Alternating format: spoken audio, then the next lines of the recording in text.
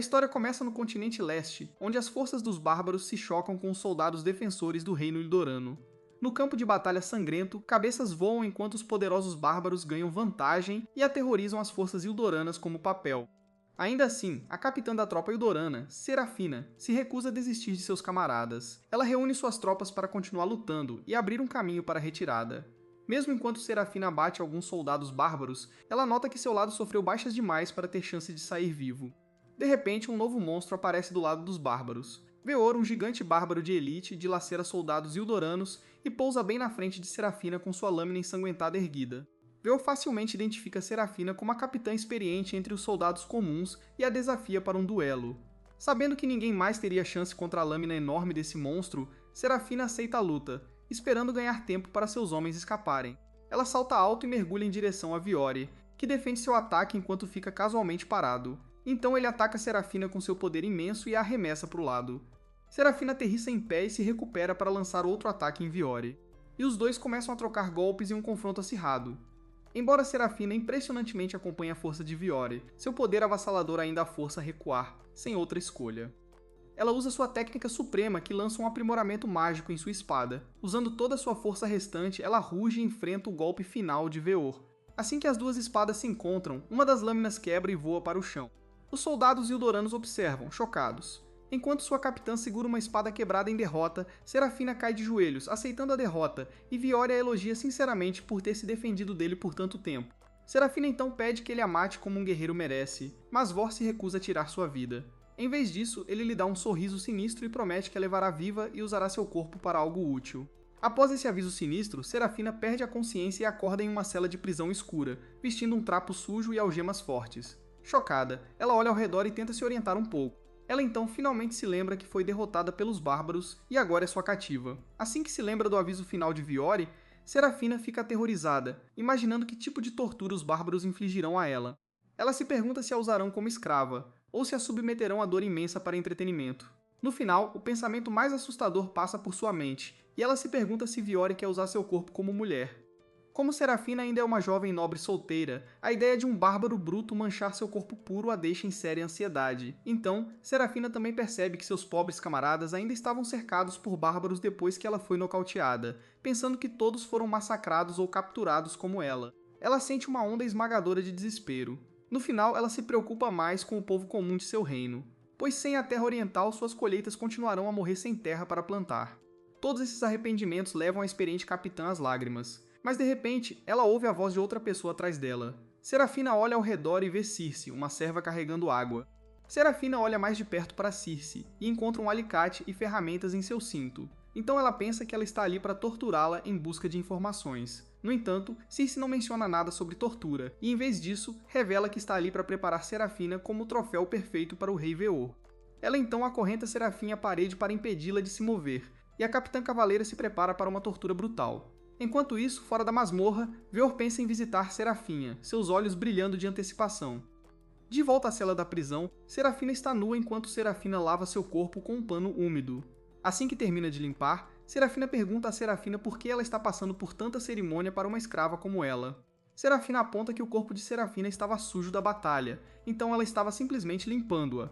Serafina então faz um comentário casual sobre sua aparência, surpresa por ela ser a mulher que lutou contra seu mestre por tanto tempo. Circe explica que esperava que Serafina parecesse mais musculosa, já que ela consegue se defender contra Viore, mas em vez disso, ela é simplesmente uma garota feminina. Ouvindo isso, o ego de Serafina fica ferido, pois ela acha que uma cavaleira como ela não tem tempo para parecer feminina ou fofa.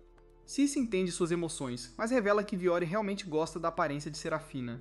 Essa declaração deixa Serafina ainda mais confusa, mas Circe se recusa a explicar mais. Em vez disso, ela avisa Serafina em silêncio que ela nunca mais sairá do território bárbaro, tudo isso enquanto segura uma faca afiada na mão. Serafina pensa que seu fim está finalmente próximo e ela luta desesperadamente contra suas restrições, esperando por um milagre. Enquanto Serafina se aproxima com a faca afiada e o alicate de metal frio, Serafina finalmente desiste e fecha os olhos. No entanto, por alguma razão, Circe apenas corta suas restrições, aparou suas unhas e colocou um vestido no corpo de Serafina. Ao abrir os olhos, Serafina nota as roupas estranhamente decentes e percebe que seu vestido está perfumado. Ela se pergunta por que diabos os bárbaros dariam uma túnica perfumada à sua prisioneira. E se perguntam se estão preparando-a para um ritual sacrificial ou algo assim. Antes que ela possa perguntar a Circe, ela ouve um rugido alto vindo da superfície acima da masmorra. Circe confirma que Viore está aqui. E logo, o massivo rei bárbaro entra cambaleando na cela da prisão de Serafinha. Após entrar na cela, Viore se apresenta formalmente como filho do grande chefe bárbaro Olden One Eye. Enquanto isso, Serafina observa seu corpo massivo e olhos dourados, percebendo que ele não é humano. Ela então se lembra de uma história de seu avô sobre uma expedição contra os soldados bárbaros. Mesmo naquela época, os brutos poderosos facilmente sobrecarregavam as forças humanas e arrancavam seus corações para seus rituais. Pensando que está prestes a enfrentar o mesmo destino, Serafina diz a Viore que não tem medo de ninguém e o desafia a fazer o que quiser com ela. Ouvindo isso, Viore se pergunta do que ela está falando, já que ele não tem planos de sacrificá-la. Ele finalmente explica que o verdadeiro motivo pelo qual a capturou foi para levá-la como sua noiva. Com apenas essas poucas palavras, o mundo de Serafina vira de cabeça para baixo, e toda a ansiedade em sua mente surge em seu rosto em forma de um rubor vermelho intenso. No início, ela está chocada demais para entender completamente o que está acontecendo, então ela pergunta a Viore se isso é uma brincadeira. Quando Viore explica que realmente quer se casar com ela, Serafina perde completamente a cabeça. Ela pergunta por que ele se casaria com um inimigo. Então Viore explica que sua raça bárbara não tem problemas em amar seus inimigos. Então, ele entra em um estado de paixão ardente ao recordar as tradições de seus orgulhosos ancestrais. Desde o alvorecer da raça bárbara, seus reis mais fortes sempre se casariam com uma cavaleira para honrar sua paixão pela espada. Apesar dessa explicação, Serafina ainda se recusa a se tornar sua esposa. O astuto bárbaro a lembra que ela disse a ele para fazer o que quisesse com ela, então Serafina fica presa por suas próprias palavras. Então Viore também explica que não está apenas se casando com ela por causa de uma tradição cultural. Ele se lembra da luta deles no campo de batalha, onde sentiu a sinceridade da paixão de Serafina pela espada. Diante de uma mulher tão poderosa, ele se apaixonou imediatamente por ela e decidiu que se casaria com ela, não importando o que. Após ouvir a confissão sincera de Viore, Serafina fica muito confusa para responder, então ele se vira para sair da sala. Antes de sair, Viore promete que não a forçará a se casar contra sua vontade, então ela pode considerar cuidadosamente sua decisão. Depois que ele finalmente sai da cela, a cavaleira chocada se pergunta o que acontecerá com ela nesta louca masmorra. Enquanto espera pelo casamento, Serafina se lembra de uma memória de 7 anos atrás. Naquela época, seu irmão Sidious notificou Serafina que ela havia sido nomeada capitã de uma expedição às Terras Bárbaras. Serafina concordou e começou a sair para cumprir seus deveres. Mas Sidious a parou para entregar um convite para um banquete nobre. Ela ficou confusa e perguntou o que seu irmão queria, então Sidious a lembrou que ela ainda era uma dama nobre com uma reputação a zelar. Vendo o olhar intenso de seu irmão, Serafina ficou ereta e aceitou imediatamente o convite. Mais tarde ela se vestiu com roupas bonitas e chegou à mansão da Condessa Yildhol para o banquete. Vendo Serafina vestida com roupas normais, os nobres ao redor dela começaram a fazer comentários em sussurros. Todas as elites venenosas fizeram observações horríveis sobre a aparência de Serafina, perguntando-se se uma dama delicada como ela seria digna de liderar guerreiros experientes em batalha. Mesmo sabendo de sua força real, os nobres achavam um desperdício uma mulher ser tão forte quanto ela. Serafina se sentiu sobrecarregada por todos os comentários negativos, então ela foi para uma varanda para tomar um ar fresco. Então, algumas jovens saíram e a convidaram para se juntar a elas em vez de ficar emburrada sozinha. Enquanto as 4 se sentavam juntas, as jovens perguntaram a Serafina se ela tinha medo de seu trabalho terrível. Ouvindo histórias de monstros e dragões, as moças se perguntaram se Serafina ficaria bem em situações tão perigosas. Sera sorriu e explicou que dragões eram apenas criaturas imaginárias, mas as moças a lembraram que ela ainda enfrentaria os bárbaros. Conhecendo os contos dos bárbaros brutais e seu tratamento horrível de cavaleiras, as moças dizem a Sera para ficar em casa para evitar um fim brutal. No entanto, ela bate as mãos na mesa para silenciá-las. Sera declara com confiança que seu reino tem tentado desde o primeiro dia conquistar as terras do leste. Em sua mente, apenas conquistando o leste seu reino, poderia obter recursos suficientes para alimentar seu povo. Então ela estava pronta para lutar contra os bárbaros. Ainda assim, as jovens lembraram Serafina que até a prestigiosa princesa Wisteria, que era seu modelo, desapareceu depois de enfrentar os bárbaros. Todas as moças a aconselharam a ficar em casa e se casar com um marido adequado. Mas Cirra se cansou da atitude negativa delas e deixou a reunião. Depois, enquanto voltava para casa em sua carruagem, ela se sentiu enojada com os nobres, que jantavam refeições luxuosas enquanto seu povo comum passava fome nas ruas. Em seu caminho de volta, ela encontrou um homem pobre sendo atacado por 3 caras. Os próprios rapazes eram camponeses famintos, forçados a roubar outros para sobreviver. Ainda assim, Sura interveio para proteger o homem pobre e avisou os ladrões para recuarem. Sem saída, os rapazes tentaram atacá-la com suas ferramentas de fazenda, mas Sera os derrotou facilmente. Os rapazes se perguntaram se suas vidas estavam prestes a acabar, mas de repente, Sera sentiu pena deles e lhes deu seu precioso colar. Chocados, os rapazes agradeceram a ela por seu precioso presente e prometeram nunca mais machucar outra pessoa. Depois que eles saíram, Sirha sentiu seu coração apertar de dor com o estado de seu povo. Internamente, ela fez uma promessa ao seu povo de que voltaria vitoriosa do leste e traria paz ao seu reino. Alguns dias depois, antes de partir para a expedição, Sirha prestou homenagens à princesa desaparecida, Wisteria. De repente, seu irmão apareceu por trás, furioso por ela não ter encontrado um marido novamente no banquete. Serafiner lembrou Sidious que ela estava prestes a lutar por seu reino, mas o orgulhoso príncipe disse firmemente a ela que as mulheres nunca poderiam lutar na linha de frente. Enquanto ele gritava furiosamente seu nome, de repente, a voz do príncipe mudou para a de Viore. Viore avançou em direção a ela e estendeu a mão, determinado a torná-la sua esposa, não importando o que. Quando o bárbaro a agarra, o pesadelo de Serafina finalmente termina, e ela acorda suando frio. Ela então ouve um ronco poderoso vindo de perto, e ela nota Viore dormindo bem ao lado dela. Em um instante, a visão do corpo poderoso de Viore traz Serafina de volta à razão. E ela respira fundo, aterrorizada em lidar com ele como sua esposa. Em poucos momentos, Sirha consegue recompor seus pensamentos dispersos. Ela grita com Viore por estar com ela, mas ele explica que eles estão atualmente em seu quarto. Ouvindo isso, Sirha fica ainda mais indignada e pergunta por que Viore está nu com ela. Ele ignora a pergunta dela e, em vez disso, age como se estivesse aliviado por ela estar se sentindo bem depois da noite passada. A imagem na mente de Sirha piora cada vez mais, e ela pensa que esse bárbaro bruto a forçou. Incapaz de suportar a afronta à sua dignidade, Sirha diz a Viore para acabar com sua miséria. Viore a impede, perguntando por que ela quer morrer em vez de matá-lo. Sirha aponta que um bárbaro não tem ideia do que a honra de uma mulher significa em seu reino, então ele não tem o direito de julgar seus sentimentos. Ela também o lembra que acabou de ser derrotada em batalha, então sua honra como cavaleira também sofreu um grande golpe. Viore entende sua frustração, mas ainda acha que não é o suficiente para justificar tirar a própria vida. Em vez disso, ele a encoraja a seguir em frente e apreciar sua bênção de vida. Enquanto os dois discutem, Circe entra na sala com algumas roupas para Viore. Ela percebe que Sirha teve um mal-entendido e explica que ela tomou uma dose excessiva de um sonífero que lhe deram. Como Viore não esperava que o remédio fosse tão forte, ele ficou preocupado e a levou para seu próprio quarto para vigiar enquanto ela descansava. Finalmente, Sirha percebe que Viore simplesmente cuidou dela em vez de comprometer sua castidade enquanto ela estava inconsciente. Ainda assim, ela fica brava com ele por criar tal mal-entendido. Viore mais uma vez ignora a raiva dela como se não fosse nada, e em vez disso se concentra em tomar o café da manhã. Assim que terminar de se trocar, ele sai para comer e diz a Sirha para sair quando estiver pronta. Depois que Viore sai do quarto, Sirha desaba no chão, dominada por todas as emoções que acabou de experimentar. Ela se sente envergonhada por uma cavaleira orgulhosa como ela depender de seus piores inimigos para comida e abrigo e se lembra dos ensinamentos de seu avô. Apesar de treinar sua própria neta, o avô de Cera também se sentia mal por ela ter nascido mulher, mesmo ele dizendo para ela se casar para encontrar a felicidade. Assim como seu irmão Sidious, tendo ouvido tantas palavras desmoralizantes, Sirha percebe que Viore é a única pessoa que apreciou sua cavalaria e a achou atraente. Ainda assim, seu ego se recusa a deixá-la aceitar o amor dele, e em vez disso se concentra em ter o café da manhã preparado para ela. Sendo uma prisioneira de guerra, Sirha pensa que Viore lhe dará um café da manhã horrível para humilhá-la. No entanto, quando ela realmente sai, sua mandíbula cai com a visão à sua frente. Vendo a enorme fatia de carne gorda assada, ela começa a espumar pela boca, já que sua nação empobrecida nunca poderia pagar tanta carne. Viore pensa que Sirha deve estar com fome, então ele lhe dá 5 quilos de carne, pensando que é um tamanho normal para cavaleiros humanos. Na realidade, o pedaço de carne é maior que o torso de Sirha, o que é mais carne do que ela come em um ano inteiro. Sirha pensa que Viore está tentando suborná-la para aceitá-lo com essa festa deliciosa, então ela jura que preferiria morrer a aceitar este presente. Infelizmente, seu estômago ronca em protesto, então Sirha fica envergonhado o suficiente para pedir a morte novamente.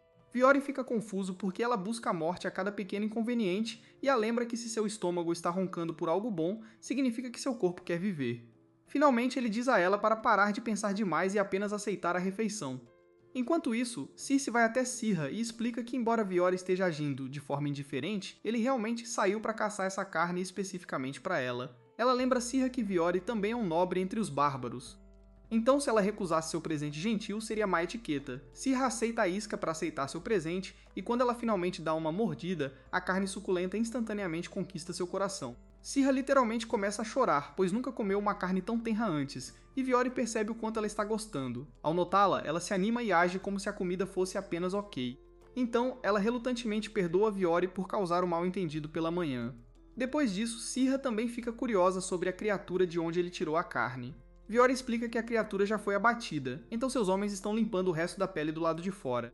Sirha espia pela janela, pensando que seria algum tipo de gado suculento. Em vez disso, ela é recebida pela visão de um dragão feroz. Chocada, ela se pergunta se estes são os dragões das lendas que deveriam cuspir fogo. Viori ri, explicando que, embora dragões que cospem fogo existam, este é apenas um herbívoro. Então ele percebe Sirha devorando toda a carne, mesmo que ela estivesse chocada com sua origem. Assim que Sirha termina de comer, Viori pede que ela saia com ele. Sirha ainda não confia nele, então ela hesita em sair. Viori se pergunta se ela simplesmente tem medo das feras que verá na terra estrangeira, então ela fica com raiva e aceita o desafio. Enquanto Sirha se prepara para sair, ela ainda avisa Viori que não confia nele. Ele aceita seu aviso, mas ainda acha que ela vai amar a paisagem lá fora. Logo, quando Sirha sai de casa, ela fica chocada ao ver um prado pacífico florescendo com vida selvagem. Ele percebe sua surpresa, então explica que, embora o campo de batalha deles fosse um deserto, o resto das terras bárbaras está cheio de vida. Então Viori começa a andar para lhe mostrar outra visão, então Sirha se prepara mentalmente para surpresas à frente. Enquanto eles passeiam pela floresta, Sirha olha curiosamente para toda a vida selvagem ao redor deles. Lá em cima ela avista um dragão voando no céu. Então Viori explica que eles são simplesmente um animal normal vivendo em suas terras. Embora seja difícil caçar dragões, eles geralmente não incomodam os bárbaros, desde que não se aventurem em suas tocas. Sirha fica irritada que Viori trate essas feras aterrorizantes tão casualmente. Mas ele a lembra que ela acabou de comer um no café da manhã. Envergonhada, Sirha fica em silêncio e continua andando. Logo ela ouve um som suave de zumbido à distância e se pergunta o que é. Ao se aproximar do som, ela fica chocada ao ver uma cachoeira cristalina e límpida. Chocada, Sirha solta que nunca viu uma antes. Então Veor se pergunta se o reino dela não tem cachoeiras. Sirha fica defensiva e começa a negar. Mas então ela se lembra que o reino Eldorano realmente não tem essas vistas naturais. Veor se sente mal e garante que ele só queria mostrar a ela a bela cachoeira, não se gabar dos recursos de sua terra. Então ele de repente tira a camisa e diz a Sirha para fazer o mesmo. Chocada, ela pergunta por quê. Então Viori diz a ela que eles devem entrar na água juntos. Com sua mente pervertida, Sirha começa a imaginar algumas atividades ilegais, mas Viori explica que ele simplesmente quer que ela tome banho. Ainda assim, ela lembra que um homem e uma mulher tomando banho juntos é completamente inaceitável. Viori diz que os bárbaros não compartilham sua cultura, então ele não se importa se eles estão juntos. Circe também se aproxima de Sirha e a lembra que ela não tomou banho depois de sua luta sangrenta no campo de batalha. Ela aponta que se ela não tomar banho logo, seu corpo sujo vai feder o lugar inteiro. Finalmente, Sirha concorda em tomar banho, mas manda Viori para outro lugar para que ele não possa vê-la. Circe acompanha Sirha ao banho, então ela pensa que está de olho nela. No entanto, Circe diz a ela que ela está realmente vigiando para garantir sua segurança. Sirha fica confusa, mas de repente uma enorme tartaruga mordedora aparece do nada. Aterrorizada, ela se agarra a uma rocha, e Circe diz a ela que há muitas outras criaturas estranhas aqui que a assustarão. Ainda assim, ela se pergunta por que Sirha está tão assustada, já que essas criaturas são animais pacíficos. De repente, Sirha nota um monte de monstros Eldritch que parecem mais algo de histórias de terror do que animais, e ela foge da cachoeira aterrorizante.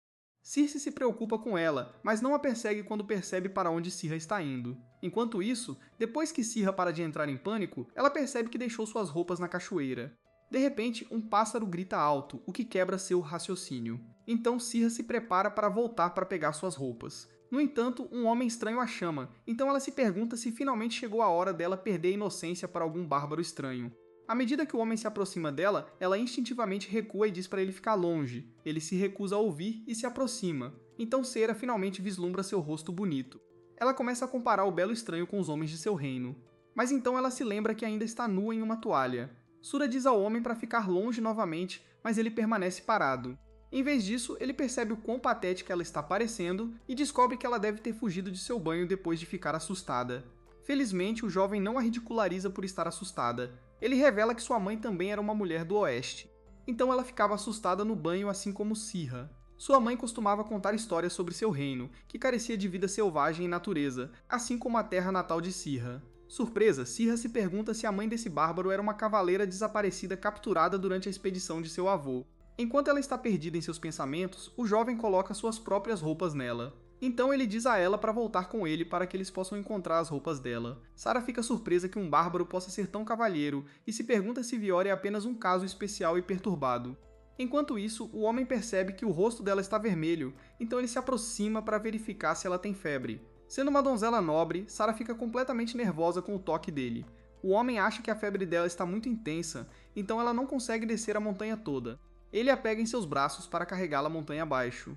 Logo, Circe encontra os dois parados juntos e se pergunta como seu mestre Viore conseguiu domar Sirra tão facilmente. Ouvindo seu nome, Sirra finalmente percebe que o jovem que a segura não é outro senão Viore com a barba raspada. Ele sorri, satisfeito em ver o quão chocada ela está. Enfurecida com seu engano, Sirra dá um tapa em Viore, que felizmente a elogia por produzir muito mais. Enquanto eles voltam para casa, Circe se pergunta se Viore ficará bem, enquanto Sirra o avisa que o teria desafiado para um duelo se tivesse sua espada. Então, ela o culpa por seu pânico, já que ele a levou para uma área tão perigosa. No entanto, Circe explica que a vida selvagem ao redor deles é toda pacífica, já que Viore patrulha pessoalmente a área para garantir que esteja livre de qualquer fera perigosa. Viore também explica que ele tomou banho sozinho, já que Sirra queria privacidade, ou então ele a teria protegido. Sirra então se pergunta se criaturas como dragões são perigosas o suficiente para se proteger. Viore explica que, embora os dragões sejam fortes, eles geralmente são covardes e não provocam as pessoas por conta própria. No entanto, Circe aponta que apenas Viore é forte o suficiente para considerar dragões covardes. Ele então se vira para Sirra, satisfeito por ter visto um novo lado dela. Envergonhada com a atenção dele, Sirra o perdoa como agradecimento pela bela paisagem e sai da área com raiva. No caminho de volta para casa, ela pensa que não será tão ruim ser esposa de Viore, já que ele é tão bonito sem barba. Infelizmente, apenas alguns dias depois, ela o encontra de volta com barba cheia, voltando à estaca zero. Alguns dias depois, Sirra ouve impacientemente Viore convidando-a para uma reunião com os membros de seu clã. Ele mostra a ela o local da reunião, que é o assentamento mais antigo e maior da raça bárbara, chamado Vila à Beira do Lago. Sirra anota a localização da vila, mas então ela se pergunta por que Viore está vazando informações militares potenciais para ela. Ela se pergunta se Viore a está subestimando, e o lembra que ela sempre poderia escapar para sua terra natal e vazar essas informações para seu exército. Ao ouvir seu aviso, Viore começa a rir alto. Ele lembra Sirra que ela estava apaixonada pelo rosto raspado dele há apenas alguns dias, então não há como ela querer machucá-lo. Ele também acha que pode facilmente torná-la sua esposa, então ele não está preocupado com ela vazar nenhuma informação confidencial. Enquanto os dois discutem sem parar, Cersei observa que eles já estão agindo como um casal casado. Depois de algum tempo, todos eles chegam ao local da reunião, onde Sarah se vê cercada por 100 homens intimidadores. Armados até os dentes, todos os bárbaros experientes imploram a Viore que lhes dê uma chance de testar suas lâminas contra a capitã. Sirra pensa que sua hora finalmente chegou, já que os bárbaros querem matá-la como vingança por derrotar seus camaradas. No entanto, Viore diz aos bárbaros para recuarem e lhe darem uma recepção adequada em sua tribo. Ao comando de seu líder, todos os bárbaros de sangue quente se acalmam e dão espaço a Sirra. Vendo seus olhares alegres, Sirra se pergunta por que todos eles estão reunidos ali se não queriam matá-la. Viore explica que eles estão simplesmente ali para lhe dar as boas-vindas, esperando ter uma luta com ela. Isso a confunde ainda mais. E ela pergunta a Viore por que nenhum dos bárbaros quer vingança. Para responder à sua pergunta, Viore pergunta aos próprios bárbaros se eles guardam algum ódio por Sarah. Todos declaram seriamente que não guardam rancor, e se alinham em formação de guerreiros para recebê-la na tribo. Sirra ainda não confia nos bárbaros, achando que estão apenas seguindo ordens do líder. Ainda assim, ela segue Viore e Circe para a formação. Enquanto caminham, de repente, um dos bárbaros desaba em lágrimas e quebra a formação atrás de Sirra. Inspirado por sua bravura, ele a elogia por sua incrível demonstração de artes marciais no campo de batalha. Sirra fica completamente sem palavras enquanto mais bárbaros começam a concordar, elogiando sua beleza e habilidades. Ela fica completamente confusa com todos esses elogios de seus inimigos, mas Viore lembra que todos os bárbaros respeitam a força, não importa de quem seja. Atordoada, ela continua seguindo o mais fundo na aldeia. Enquanto caminham, ela observa uma comunidade pacífica envolvida no processamento de animais. De repente, Viore para em frente a uma casa onde a água está sendo fervida. Ele diz a Circe e Sirra que elas ficarão nesta casa enquanto ele cuida de uma reunião com os anciãos. Então ele anuncia sua presença aos moradores da casa. Logo, uma senhora gentil aparece da casa. Perguntando o que Vior quer, ele apresenta Sirra como sua esposa a ela e pede que cuide de Sirra enquanto ele estiver fora. Surpresa, a senhora instantaneamente se encanta com a beleza cativante de Sirra.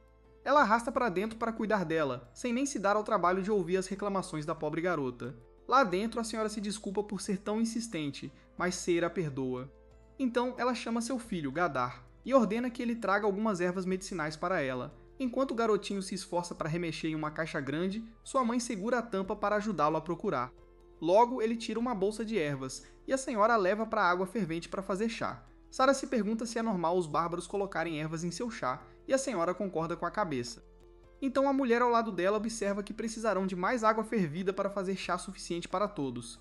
Ela manda seus filhos buscar mais lenha, então Sirha fica impressionada que as jovens crianças bárbaras já são ensinadas a serem tão fortes e independentes. A mãe das crianças não dá muita importância, dizendo que elas estão apenas copiando seus mais velhos. Então, assim que o chá fica pronto, Sirha toma um gole. Ela admite que o chá é melhor do que esperava, com sabor herbal refrescando seu corpo. Circe acha que as ervas têm um gosto bom, porque vem da árvore sagrada especial. Assim que Sirha termina sua xícara, ela pede ansiosamente por outra. Depois ela percebe que as duas mães que moram na casa não são parentes. Ela se pergunta se elas são as únicas pessoas morando na casa e pergunta se seus maridos estão trabalhando no exército lá fora. No entanto, a mulher a surpreende revelando que ambas são viúvas.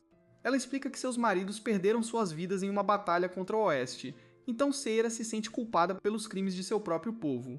Mesmo sabendo que o exército ocidental estava lutando para conseguir recursos para seu próprio povo, Sirha ainda se sente mal por terem arruinado vidas inocentes. Ela se desculpa com as duas mães por seu exército, pensando que elas têm todo o direito de ficar com raiva dela. No entanto, a mulher bárbara fica confusa porque acha que elas querem vingança. Seras lembra que foi seu povo que matou seus maridos e aponta que poderia ter sido ela mesma. Ouvindo isso, as mulheres finalmente ficam em silêncio, então a mais velha delas fala.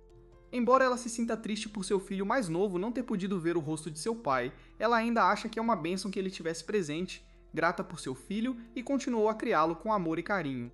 Ela também aponta que, se não fosse pela guerra, os homens bárbaros perderiam suas vidas em outras aventuras arriscadas como cavernas, lutas contra monstros ou caça a dragões. Mesmo que não perdessem suas vidas, os guerreiros bárbaros poderiam acabar permanentemente incapacitados. Então ela acha que é normal que suas mulheres percam seus maridos com tanta frequência. Ouvindo isso, Sirha fica completamente chocada, e ela se pergunta se todos os bárbaros tratam a perda da vida de uma pessoa tão casualmente. De repente, um alarme soa na cidade, pois as torres de guarda detectam um ataque iminente. Dentro da casa, Circe percebe o que está acontecendo e avisa a todos que estão sob ataque. Antes que alguém possa reagir, uma criatura voadora irrompe na casa por cima. Assim que a fumaça se dissipa, Seira se vê encarando um dragão alado com um grande bico. Seira observa que o dragão é chamado de Tsukebai Keshi, e ele é atraído pela fumaça da lenha queimada. Seira percebe que a festa do chá causou o ataque dessa criatura. Mas Cersei aponta que os dragões normalmente não invadem sua aldeia, pois sabem que os guerreiros os matariam. Infelizmente, eles não têm tempo para investigar. Como Gadar fica com medo do dragão e começa a chorar nos braços de sua mãe, o som do choro do menino chama a atenção do dragão, então Sirha se prepara para uma luta. Circe diz a Sirha para escapar da aldeia, pois ela é a esposa preciosa de Viore. No entanto, Sirha recusa firmemente.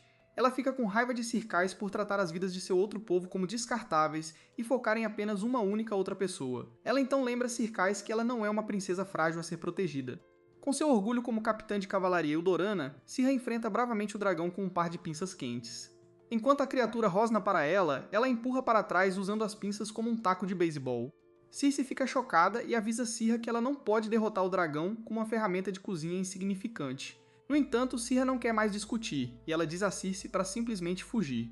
Ela também observa que o ataque do dragão não foi tão poderoso quanto a espada de Viore, então ela se sente confiante de que pode derrotá-lo. Determinada a proteger as pessoas atrás dela, Circa salta atrás da cabeça do dragão e ela o apunhala bem no olho. Enquanto Circa continua a observá-la, Circa ordena que ela saia e pare de perder tempo. Finalmente, Circa percebe que está colocando a vida de Circa em perigo ao distraí-la, e ela sai da casa finalmente. Depois que Circe sai, Sirha provoca o dragão para enfrentá-la. Enquanto isso, em outra parte da aldeia, os guerreiros bárbaros amarram outro dragão. Com a criatura contida, Viore carrega e corta seu pescoço. Então ele pergunta aos soldados quantos outros dragões estão invadindo a aldeia. Um soldado o informa que ainda há 3 outros dragões restantes, então Viore diz a ele para procurar qualquer aldeão que ainda não tenha evacuado. O soldado concorda. Enquanto Viore pensa que Sirha deve estar segura, já que Circe a teria ajudado a escapar, depois de lidar com suas próprias preocupações, ele reúne os bárbaros para cobrir o resto da aldeia e derruba mais 2 dos dragões restantes. Depois de derrotar os outros 2, Viore se pergunta onde está o último. De repente, Circe vem correndo até ele sem Sirha atrás dela. Ela diz a Viore que um dragão atacou a casa onde elas estavam, e antes que ela possa terminar a frase, Viore voa por ela. Perto da casa, Sirha foge do dragão percebendo que a criatura voadora é mais rápida que ela em campo aberto. Incapaz de escapar de sua velocidade rápida, ela se vira e se prepara para uma última resistência. Embora o dragão também esteja exausto da longa luta, ele ainda avança em direção a Sirha em uma velocidade ofuscante. Desta vez, seu bico afiado quebra as pinças, deixando Sirha sem nada para se defender. Finalmente, ela pensa que, depois de ter pena de seus inimigos indefesos, ela pode morrer como uma cavaleira com sua honra ainda intacta. Enquanto o dragão se aproxima dela para desferir o golpe final, Sirha fecha os olhos, sem nem se dar ao trabalho de lutar. Mas bem quando ela se prepara para a morte, Viore vem correndo por trás dela, gritando para ela cobrir os ouvidos. Chocada, Sirha faz o que lhe é dito e de repente Vior ruge alto para o dragão. Sua voz estrondosa estoura os tímpanos da pobre criatura, e Vior aproveita essa chance para fatiá-la. Observando o dragão cair à sua frente, Sirha permanece atordoada enquanto Vior se desculpa por estar atrasado. Ele então agradece sinceramente por arriscar sua própria vida para salvar seu povo precioso. Finalmente, Vior expressa seu alívio por ela ainda estar bem. Ouvindo a preocupação sincera em sua voz, lágrimas começam a escorrer pelo rosto de Sirha. Neste momento, ela se sente confusa sobre por que está chorando, mas as lágrimas continuam a jorrar. Viore sorri silenciosamente para ela e então a carrega de volta para a aldeia, sabendo que ela não está em condições de andar. Quando Circe o nota voltando, grita de alegria, enquanto Sirha permite que Viore a trate como uma princesa. Mais tarde naquela noite, os bárbaros realizam um banquete para celebrar a vitória de Sirha e a defesa de sua aldeia. Enquanto Sirha tenta esquecer o que aconteceu, ela ainda se sente envergonhada por ter chorado nos braços de Viore como uma garotinha poucas horas antes. Neste momento, Circe elogia por proteger seu povo. Ela admite que nunca esperou que um nobre arrogante do Oeste arriscasse sua própria vida pelos outros, então agora ela vê Sirha sob uma luz diferente. Ouvindo isso, Sirha finalmente se perdoa por agir um pouco mimada após sua batalha de vida ou morte, então sua atenção se volta para o quão viril Viore parecia ao salvá-la. Enquanto Sirha tem algo mais para corar, uma pequena fada chama por ela. Quando Sirha se vira para a voz, ela cospe sua bebida em choque, pensando que está alucinando de estresse. No entanto, as 3 fadas começam a dançar na frente dela, então ela finalmente percebe que elas são reais. Então Veor se aproxima dela, dizendo que ela está prestes a ter uma surpresa ainda maior. Atrás dele, um monte de anciãos tribais de diferentes raças aparecem para conhecer Sera pela primeira vez. Vendo todos os anões, elfos e espíritos, Sirha sente como se tivesse sido teletransportada para um mundo de fantasia. Perto dali, um dos anciãos anões lhe dá uma espada como presente de boas-vindas para a esposa do chefe bárbaro. Sirha recusa o presente por cortesia, mas Viore diz que ela vai se apaixonar ao ver seu trabalho magistral. Ela hesita, mas finalmente dá uma olhada na lâmina. Após cuidadosa observação, Sera observa que a lâmina é lindamente trabalhada, mantendo sua borda afiada para fornecer poder de corte em uma luta. Enquanto ela admira o corpo da lâmina, o ferreiro anão explica que a forjou a partir de um metal precioso conhecido como mítrio. Sirha fica surpresa, e o anão começa a se gabar ainda mais de seu trabalho. No entanto, Viore os interrompe para apresentar todos os novos chefes a Sirha. Ele começa com os anões, que são os anciãos do clã Quefto, conhecidos como Vaz, Guans e Balhaft. Então ele apresenta o ancião Xkarka e o ancião espírito como Ninhala. Finalmente, Viore apresenta o chefe das fadas Vufumek a Sirha, que se sente como se estivesse sonhando. Viore a tranquiliza que todos eles são reais, mas Sirha se sente nervosa perto deles. Karka diz a ela para relaxar. Sabendo que é a primeira vez que ela vê criaturas tão estranhas, então Ninhala lhe dá uma mistura especial de chá para desfrutar, mas ela revela que é ainda mais forte que sedativos médicos. Ouvindo o burburinho dessas criaturas mágicas, Sirha admite que está aprendendo sobre um lado totalmente novo do mundo. Viore explica que ela nunca os viu antes porque as criaturas mágicas evitam o Oeste. Então Sera se pergunta por que eles a estão encontrando tão ansiosamente agora. Viore lembra que ele arranjou especificamente esta reunião para que os anciãos pudessem conhecê-la. Ele revela que, após sua própria tribo bárbara, chamada Tribo Cornum, as outras 4 tribos se juntaram a eles para formar a aliança das 5 grandes tribos. Embora Viore seja o futuro grande chefe das 5 tribos, esta posição só é escolhida após um ritual realizado pelos espíritos. Ele explica que como as 5 tribos têm suas próprias habilidades e culturas a oferecer, elas vivem em harmonia e se apoiam com suas forças e confiam nos outros para cobrir suas fraquezas. No entanto, ele arruína completamente o clima sério ao afirmar que a aliança não faz nada, a menos que as 5 tribos estejam em uma crise grave. Então Sirha se pergunta se a invasão de seu reino contou como uma crise grave para a aliança. Ouvindo isso, todos os chefes tribais começam a rir, e Viore se desculpa com Sirha por sua resposta. Ele explica que a aliança não se envolve em disputas territoriais, então Sirha se pergunta se suas guerras simplesmente parecem brigas de animais para eles. Viore acha que as pessoas não são muito diferentes dos animais de qualquer maneira, então ela não deveria se sentir envergonhada com isso. Ele também aponta que a aliança foi criada para um propósito diferente. Sirha se pergunta qual é. Então Viore revela que é uma ameaça muito maior que os perigosos dragões que ela já viu. Embora dragões possam ser fortes e difíceis de derrotar, Viore explica que existem criaturas chamadas demônios, que são ameaças vivas à sociedade. Até o poderoso Viore admite que preferiria lutar 1000 guerras contra Ilduran do que enfrentar um bando de demônios cruéis. Sirha se pergunta que tipo de monstros são aterrorizantes o suficiente para assustá-lo, e até os chefes tribais perdem sua atitude alegre ao pensar em enfrentá-los. Para mudar de assunto, os chefes voltam a celebrar e encorajam Viori a construir um legado de sucesso com Sirha. Viori tranquiliza Sirha, dizendo que os anciãos a respeitam genuinamente. Ele revela que todos os presentes que ela está usando, incluindo suas roupas e colar, foram feitos à mão pelos anciãos para recebê-la em suas tribos. Então Karka também revela que encantou sua espada, para que ela sempre se repare automaticamente. Sera se pergunta se tal coisa é possível, mas Viori a tranquiliza dizendo que a magia Ixta é muito poderosa. Vendo como as diferentes raças colaboram com seus pontos fortes para se apoiarem, Sirha começa a pensar que as terras bárbaras não são um lugar ruim. No dia seguinte, Circe acorda Sirha com um susto. Depois de se levantar, ela se pergunta se seu encontro com as criaturas mágicas na noite passada foi um sonho. No entanto, Sirha avista a espada encantada por perto, então ela sabe que o encontro foi real. Atrás dela, Viori se aproxima para cumprimentá-la. Quando Sirha se vira, ela fica nervosa porque ele raspou a barba novamente. Viori gosta da reação nervosa dela e se vira depois de chamá-la para almoçar. Circe de repente enfia um sanduíche na boca de Sirha. Sirha percebe que o sanduíche é delicioso. Ela se pergunta de onde veio a carne, então Circe diz a ela que é do mesmo dragão que ela matou. Sirha pensa que a galinha bárbara é ótima, enquanto Circe fica chocada por ela tratar dragões perigosos como pássaros comuns. Depois que Sirha come sua comida, Viori pede que ela vá com ele conhecer alguém que ela conhece. Sirha se pergunta quem a conheceria na tribo bárbara, mas Viori deixa em suspense. Algum tempo depois, eles chegam a uma casa comum onde uma mulher os espera. A dama cumprimenta Sirha com um sorriso e a elogia por defender uma família comum de um dragão feroz. Sirha se pergunta quem ela é, já que não a reconhece de jeito nenhum.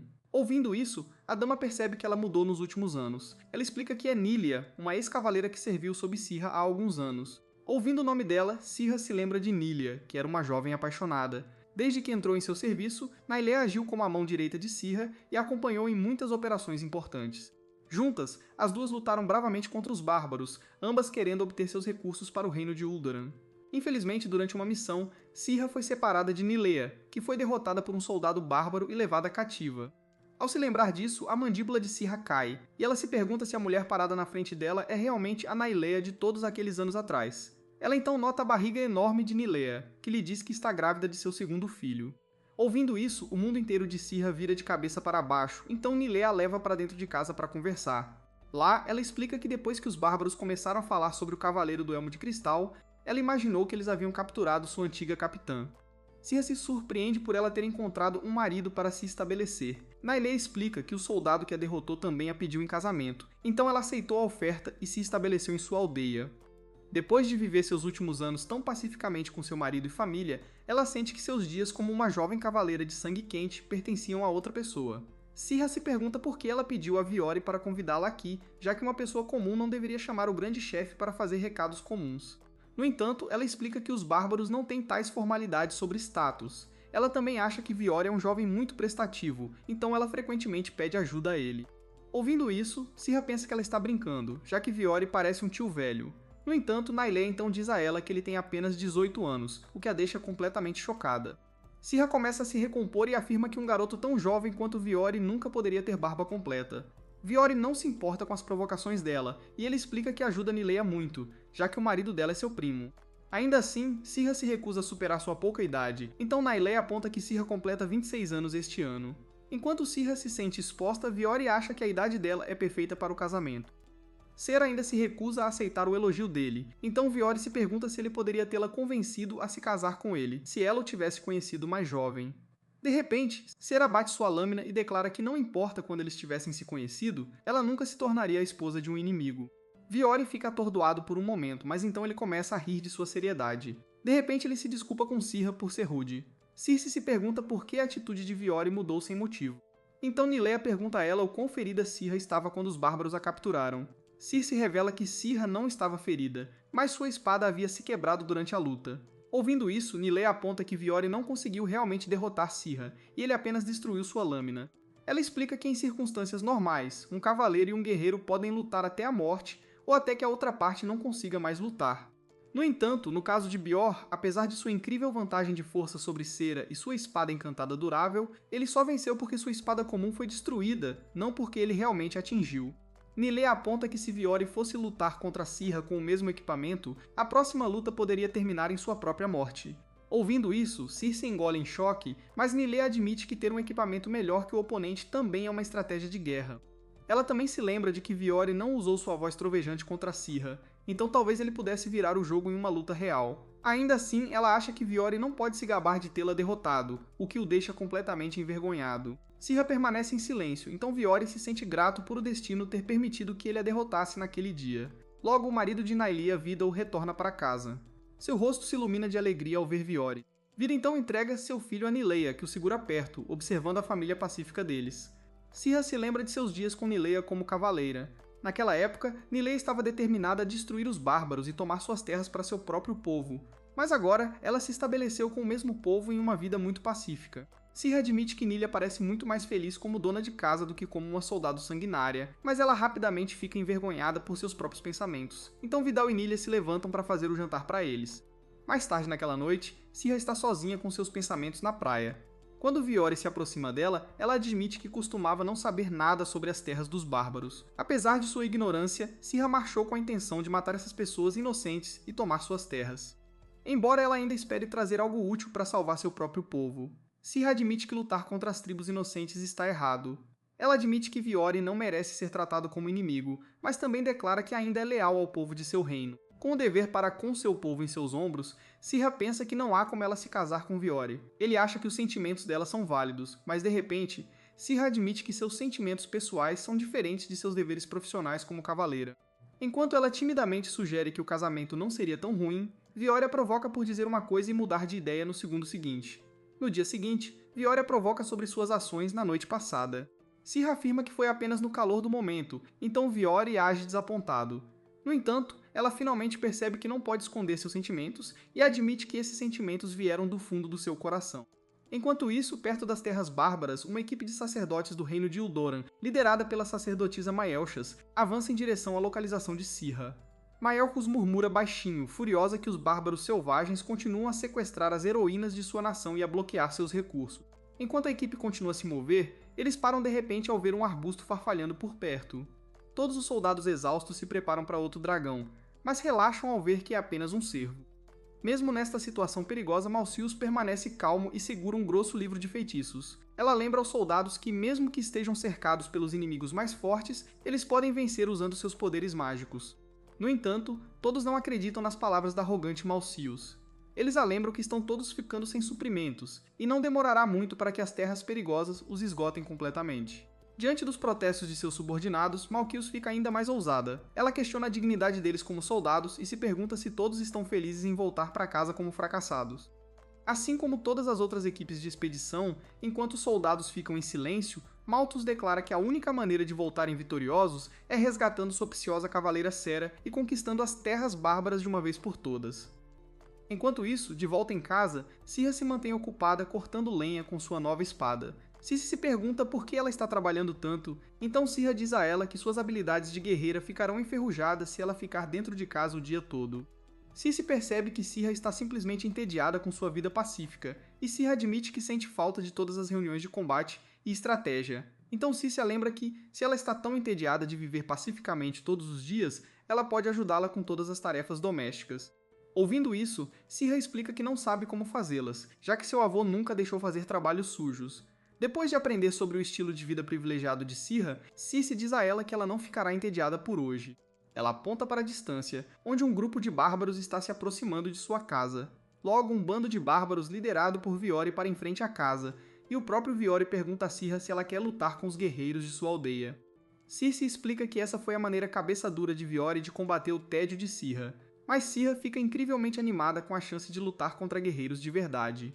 Antes que possam começar a lutar, Viore pede a Circe para trazer a armadura de Syrah. Syrah se surpreende por eles ainda terem sua armadura de cavaleira, então Circe explica que ela simplesmente a limpou e guardou depois de tirá-la do corpo dela. Infelizmente, a proteção de cristal do capacete de Circe ainda está quebrada, então ela só pode usar o resto da armadura.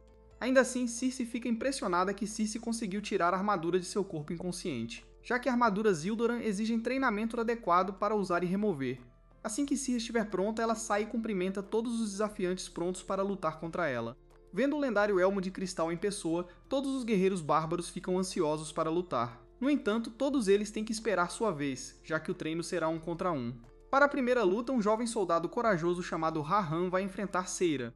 Viore apresenta ambos os oponentes um ao outro, então ele sinaliza o início da luta e Rahan diz a Seira para lutar com tudo que ela tem. Infelizmente, ela realmente o escuta.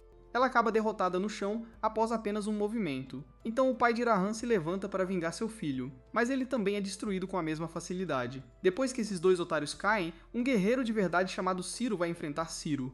Antes que possam começar a lutar, Ciro agradece por ela ter derrotado o dragão de cabeça de pássaro. Ele explica que as pessoas que Sera protegeu naquele dia eram na verdade seus parentes, então ele é imensamente grato a ela. Sera fica surpresa, mas então, Sera coloca seu capacete para se preparar para a luta deles. Ele avança e desfere golpes com suas espadas duplas, mas Sera bloqueia ambos os ataques antes de derrubá-lo, observando o experiente soldado perder tão facilmente. Os bárbaros ficam chocados com a força de Sirha. Então ela continua a derrotar todos os outros guerreiros bárbaros, exceto o próprio Viori. Observando as lutas, até Circe fica chocada com o poder de Sirha. Vulfmeca explica que Sirha é tão forte por causa de sua força de vontade. Circe não entende o conceito de força de vontade. Então Vulfmeca diz a ela que todas as raças nas 5 grandes tribos têm uma longa vida útil, com exceção dos bárbaros Khornum. Porque as outras raças vivem tanto, elas têm uma atitude alegre e relaxada. Já os bárbaros não têm o luxo de vidas longas, então são bem mais passionais e corajosos em buscar seus objetivos. Por causa disso, eles conseguem lutar com tudo, usando sua força de vontade, que é um forte desejo de realizar seus sonhos. No fim, quando há uma batalha entre dois guerreiros de igual para igual, a vitória vai para quem tem a maior vontade de vencer. Enquanto a fada explica isso, Viori e Sirha têm seu próprio combate de treino. Finalmente, a luta dura mais que 2 movimentos, com os dois guerreiros se enfrentando de igual para igual, com suas forças de vontade em chamas. Nenhum lado cede, e eles continuam dando seu máximo. No final, tanto Sirha quanto Veor quebram suas espadas de treino de madeira. Assim a luta termina em empate. Todos os bárbaros vibram com a luta incrível, e Viori fica aliviado por ainda conseguir se igualar a Sirha, lutando com o mesmo equipamento. Ele então pergunta se ela ainda está entediada. Circe se sente incrivelmente revigorada depois de tantas lutas incríveis, então ela agradece a Viori por ajudá-la. Nesse momento, um velho corre em pânico, anunciando que um dragão terrestre ferido está se movendo em direção à vila deles. Sem tempo a perder, Viori sai com Sirha e os bárbaros para lidar com essa nova ameaça. Enquanto todos esperam na floresta, Sirha nota que o dragão é muito mais forte que as cabeças de pássaro que ela enfrentou na vila.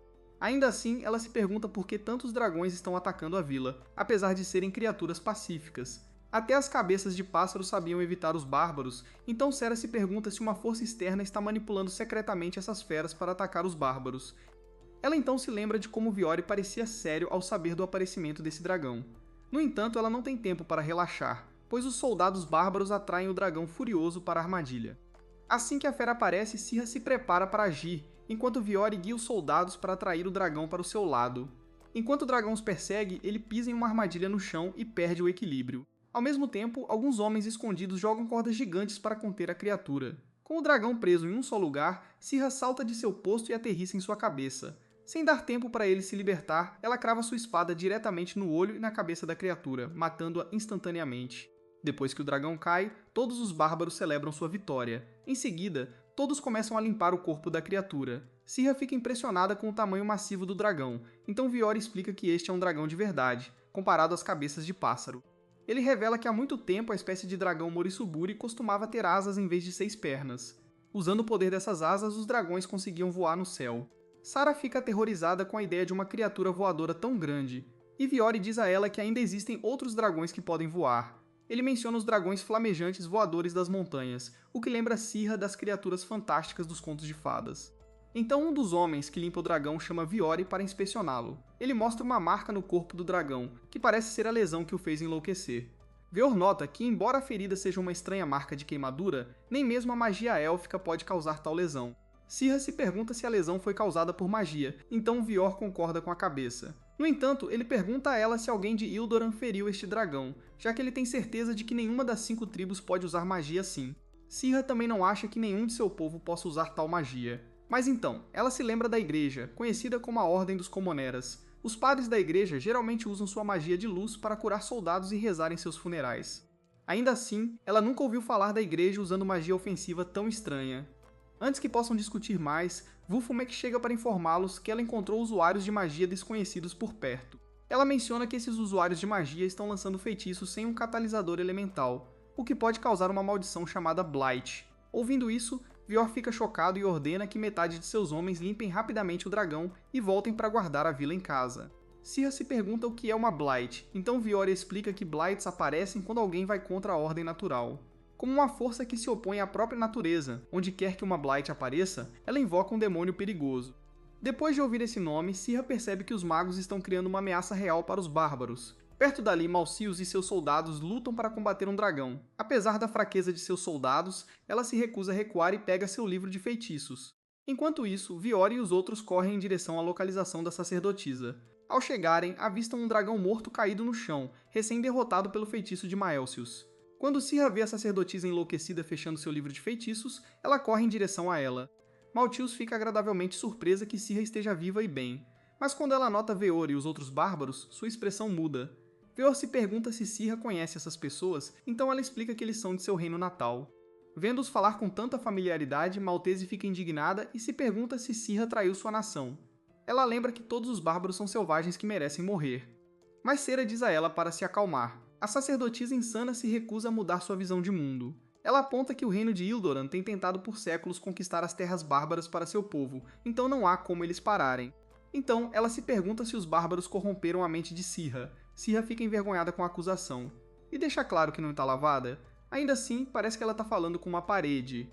Como Malthus se recusa a ouvir, nas profundezas de sua insanidade, ela começa a entoar um feitiço malévolo para atacar os bárbaros. Vendo o poder do feitiço, Sirra percebe que todos aqueles dragões foram provocados por Malthus e sua magia. Enquanto isso, Malthus declara a Sirra que até o destino apoia o reino de Ildoran, já que eles estão do lado certo. No entanto, Veor adverte que, ao se recusar a usar o poder da terra e da natureza como catalisadores para sua magia, ela cometeu um grave erro. Malthus permanece em silêncio, e então pede a Sirra para voltar para casa com ela. Sirra se recusa a ir. Então Viori pergunta a Malthus se ela está disposta a negociar as coisas com ele. Isso só serve para enfurecer Malthus, e ela finalmente libera um poderoso feitiço ofensivo para punir Sirra. Felizmente, Viori fica na frente dela para protegê-la do ataque. Apesar de receber o impacto total do ataque de frente, Viori permanece ali sem nenhum ferimento. Malthus pensa que venceu, mas então percebe que seu inimigo está completamente ileso. Impressionado, Viori adverte que um feitiço patético como o dela nunca poderia penetrar sua força de vontade. Após declarar isso, Viori puxa Sirra para o seu lado, feliz por ela tê-lo escolhido. Vendo isso, Malthus enlouquece completamente e começa a lançar mais e mais magia para atacar Viori. Sob a intensidade de seu ódio, até os arredores começam a tremer, enquanto uma aura maligna envolve Malthus. Vulfumec percebe que Malthus corrompeu a natureza ao redor deles. Enquanto Vior nota que a sacerdotisa insana está além de salvação de repente, a aura maligna em torno de Malthus desaparece completamente, e tentáculos escuros emergem do chão para prender seu corpo. Em um instante, a sacerdotisa é dominada por uma massa de raiva negra implacável. Sirra se adianta para ajudar Malthus, mas Vior a impede de ir adiante. Apesar das ações de Malthus, Sirra ainda quer defender uma pessoa de seu reino. No entanto, Viori explica com voz grave que Malkius invocou a Blight. Neste momento, um dos tentáculos se aproxima da aterrorizada sacerdotisa, um olho sinistro se abrindo em sua ponta. Em um instante, inúmeros olhos se abrem no corpo dos tentáculos escuros, e Viori declara que um demônio perigoso apareceu. Enquanto Sirra observa horrorizada, o demônio vicioso começa a dissolver as roupas e o corpo de Maltese. Viori pensa que é tarde demais para salvá-la, mas talvez eles possam deixá-la morrer com o corpo intacto matando o demônio o mais rápido possível. Perto dali, Malthus luta e pede ajuda, então um de seus cavaleiros ataca o demônio. Inicialmente, o cavaleiro consegue cortar alguns tentáculos. No entanto, ele não consegue avançar mais, pois mais tentáculos continuam a crescer. De repente, um tentáculo prende a perna do cavaleiro do subsolo, antes que o demônio o mate sem esforço. Então o demônio mata o resto dos soldados de Malthus, enquanto ela observa impotente. Após eliminar os cavaleiros, o demônio começa a se concentrar em devorar Malthus. Ele começa a apagar suas memórias centrais para apagar sua mente, fazendo a sacerdotisa gritar de terror e dor. Com isso, Viori alerta os bárbaros para atacar o demônio, mas Sirra é a mais rápida a avançar. Ela acha que os bárbaros não têm motivo para salvar Malkuth, já que ela atacou a vila deles. Mas como uma cavaleira de Ildoran, ela ainda se sente responsável por proteger seu próprio povo. Ela corta os tentáculos avançados e continua avançando, determinada a não deixar mais um civil de Ildoran cair. Depois de aprender sobre o poder da força de vontade, Sirra sente uma explosão de confiança e pensa que pode derrotar até o demônio. Ela sobe no corpo do demônio para se aproximar de Malkuth, mas o demônio se recusa a deixá-la chegar mais perto.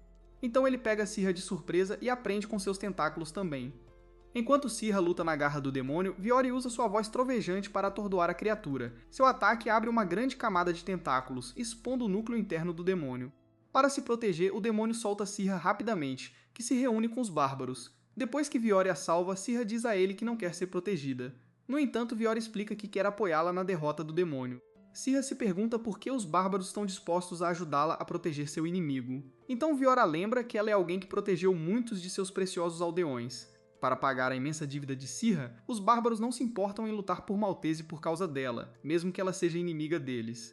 Embora Sirra fique surpresa com os grandes corações dos bárbaros, o grupo não tem tempo para conversas emocionais. Sirra se vira para o demônio e pergunta a Viore se ele tem um plano. Ele explica que pode expor o núcleo interno do demônio usando sua voz trovejante, para que Sirra tenha a chance de atacar o demônio enquanto os bárbaros o distraem. Viore pergunta se Sirra se sente confortável em desferir o golpe final, e ela acena com confiança. Então ele usa sua habilidade de voz trovejante para atordoar o demônio. O núcleo do demônio é novamente exposto pelas poderosas ondas de choque, então ele corre para cobri-lo. No entanto, Sirra corta a proteção inacabada, enquanto os outros bárbaros mantêm os tentáculos do demônio longe dela. Isso lhe dá a chance de perfurar o núcleo malicioso do demônio, acabando com sua vida de uma vez por todas. Após o demônio ser derrotado, o mal em seu corpo é purificado, transformando-se em um brilho brilhante que banha a todos. Sirra aterrissa de volta no chão, mas não antes que Maltius caia em cima de sua cabeça com seu corpo pesado. Depois disso, os bárbaros levam Malkius de volta para o acampamento como prisioneira de guerra. Assim que a sacerdotisa acorda, ela fica chocada com as roupas de prisioneira e as algemas que prendem seu corpo. Viore e Sirra entram em sua cela para verificar. Ao ver o imponente Viore, Malkius pensa que ele vai agredi-la e humilhá-la antes de assassiná-la como vingança. Em uma frágil tentativa de proteger sua dignidade, ela adverte Viore que ele incorrerá em punição divina por agredir uma sacerdotisa. Observando seu pânico, Cici se pergunta como Malkius estava agindo tão durona na floresta. Viore também se sente frustrado, pensando que não há como essa garota insana ouvi-lo. Malkius naturalmente pensa que ela nunca falaria com selvagens. Antes de perceber que Sirra não está em lugar nenhum, ela pensa que falhou em sua missão de salvar Sirra. Mas Vior chama Sirra para trás dele para convencer Maltius. No entanto, Sirra está muito ocupada se mexendo de vergonha, pois percebe que Maltius está agindo da mesma forma tímida que ela no dia em que foi capturada. Viore pensa que ela não deveria comparar seu sofrimento com o de ninguém, mas Maltius fica furiosa por ele estar falando tão intimamente com ela. Então, Sirra diz a ela que não considera mais os bárbaros como inimigos. Essa frase vira o mundo de Malkius completamente de cabeça para baixo, pois ela pensa que os bárbaros querem destruir Ildoran por invadir suas terras. Sirra revela que os bárbaros não odeiam o reino de Ildoran, mas mesmo ela não sabe por que eles são tão perdoadores com uma nação hostil. Sirra também diz a Malkius que os bárbaros a ajudaram a salvá-la enquanto ela estava presa pelo demônio. Isso a deixa completamente em silêncio. Então Sirra lembra a Malkius que é uma má prática retribuir a bondade de alguém com hostilidade. Vendo o quanto Sirra se adaptou à cultura bárbara, Malkius começa a chorar, pensando que os bárbaros a profanaram e lavaram seu cérebro. Enquanto todos na sala ficam horrorizados com sua alegação nojenta, Malkius continua chorando. Viore se pergunta o que há de errado com a cabeça da mulher. Então Sara explica que a sacerdotisa admira um pouco demais as cavaleiras. De repente, Maltius aponta para a roupa de Sara, lembrando-a de que é incrivelmente reveladora e inadequada. Ela assume que Sirra foi transformada em brinquedo do bárbaro, mas Sirra tranquiliza dizendo que eles apenas lhe deram roupas que combinam com a cultura deles. Ainda assim, Malthus se recusa a ouvi-la. Ela diz a Sirra que se a lendária princesa Wisteria ainda estivesse viva, ela ficaria incrivelmente desapontada com suas ações. Ouvindo seu nome, Saira fica quieta e pensa que ela pode estar certa. Neste momento, Veor se manifesta. Ele percebe que o povo Ildorano considera Wisteria morta, já que ela está desaparecida há mais de 20 anos. Maltius o adverte para não falar de suas cavaleiras lendárias tão levianamente, mas Viore a ignora. No entanto, ele de repente afirma que pode facilmente organizar um encontro com Wisteria. Enquanto Sirra e Maltius observam chocados, Viore revela que a cavaleira lendária desaparecida Wisteria é na verdade sua mãe. Maltius e Sirra gritam em absoluto horror e esperam por Wisteria depois de se acalmarem. Enquanto tomam um chá, Sirra pensa que faz sentido Wisteria ser mãe de Vior, já que ela era a cavaleira mais forte deles, afinal. Maltius pensa que Vior está apenas tentando enganá-las, mas Sirra diz que os bárbaros têm a tradição de se casar com cavaleiras poderosas. Então, ele provavelmente está falando a verdade. Ela conta a Maltius sobre Nilea, outra cavaleira que se casou com os bárbaros e se estabeleceu na tribo. Então Sirra também diz a Malkius que ela está interessada em Viore. Malkius fica sem palavras pelo choque que está sentindo. Enquanto Sirra lembra que ela ainda não se casou com Viore, Circe a provoca, perguntando por que ela não se casa com ele se gosta tanto do homem. Circe age como se estivesse apenas observando-o para aprender mais sobre a terra dos bárbaros para seu próprio povo. Mas Circe não está convencida por sua desculpa. Então Sirra pergunta a Malkius por que Viore mentiria sobre conhecer Wisteria, já que ele poderia ser facilmente desmentido se não pudesse encontrá-la. Malkyus não tem resposta para isso, então Sirra diz a ela para abrir a mente um pouco. Então, ela se lembra de suas memórias com o Histeria de mais de 20 anos atrás. Naquela época, a pequena Sirra havia perdido sua mãe. Então o Histeria foi a figura de mãe e irmã mais velha que a criou no exército. Desde então, Sirra a admirou como seu ídolo, e ficou de coração partido depois que o Histeria desapareceu. Agora, como ela tem a chance de vê-la novamente, ela se sente incrivelmente animada, independentemente de suas circunstâncias atuais. De repente, Sirra sente a forte pressão da aura de um cavaleiro. Da entrada da sala, uma mulher intimidadora entra, dando as boas-vindas a Sirra e Malcyus como a esposa do grande chefe da tribo. Então, enquanto o Histeria se aproxima das garotas, Malcyus recua horrorizada e Sirra olha nervosamente. O Histeria elogia Sirra por suas contribuições para a tribo bárbara e por seu relacionamento com seu filho. Falando com a graça de uma verdadeira líder, de repente, ela abandona a pose altiva e quebra em um sorriso familiar. Ouvindo sua voz, Sirra se emociona em descrença. Regia abandona toda sua atuação graciosa e corre em direção a Sirra, abraçando-a com força e bajulando-a. Ela reclama que queria ver Sirra mais cedo, mas teve que esperar caso sua aparição causasse problemas a Viore. Então Viore entra, observando sua mãe torturar a pobre Sira. Ele diz a ela para parar de assediar a garota, mas Regia se vira e pergunta a ele o quão longe ele conseguiu cortejar Sira. Depois que ela vira o jogo, é a vez de Viore ficar envergonhado, e ele diz à mãe que está tentando conquistar o coração de Sirra. Ouvindo isso, ela começa a rir dele, pensando que ele nunca conseguiria uma garota agindo tão certinho. Enquanto Rhysia continua a provocar seu filho e futura nora, Malkyus observa maravilhada. Ela se pergunta se essa gigante bruta é realmente a princesa noturna das lendas. Então Regia se vira para olhá-la. Ela observa que Malkyus é da Ordem das Comoneras, que ela acha que é um culto cheio de mentirosos. Naturalmente, Malthus fica ofendida com seu comentário, então Regia a ignora, dizendo que não se importa com história inútil de qualquer maneira. Então, algumas damas batem na porta para chamar Viore e Regia. Regia se levanta para um evento e diz a todos para irem com ela, então Cera se pergunta o que está acontecendo. Regia explica que, como Cera ajudou a derrotar um dragão furioso e um demônio ainda mais aterrorizante, a tribo está organizando um banquete comemorativo em sua homenagem. Depois disso, todos vão para a praia e desfrutam de um grande banquete. Observando os bárbaros prepararem a carne de dragão, Sirra nota que eles fazem questão de usar todas as partes do animal. Ela pensa que os bárbaros fazem isso para honrar a vida do animal, então eles evitam que seu corpo seja desperdiçado. Sentindo as emoções sinceras das pessoas, Sarah fica feliz por ter decidido se estabelecer ali.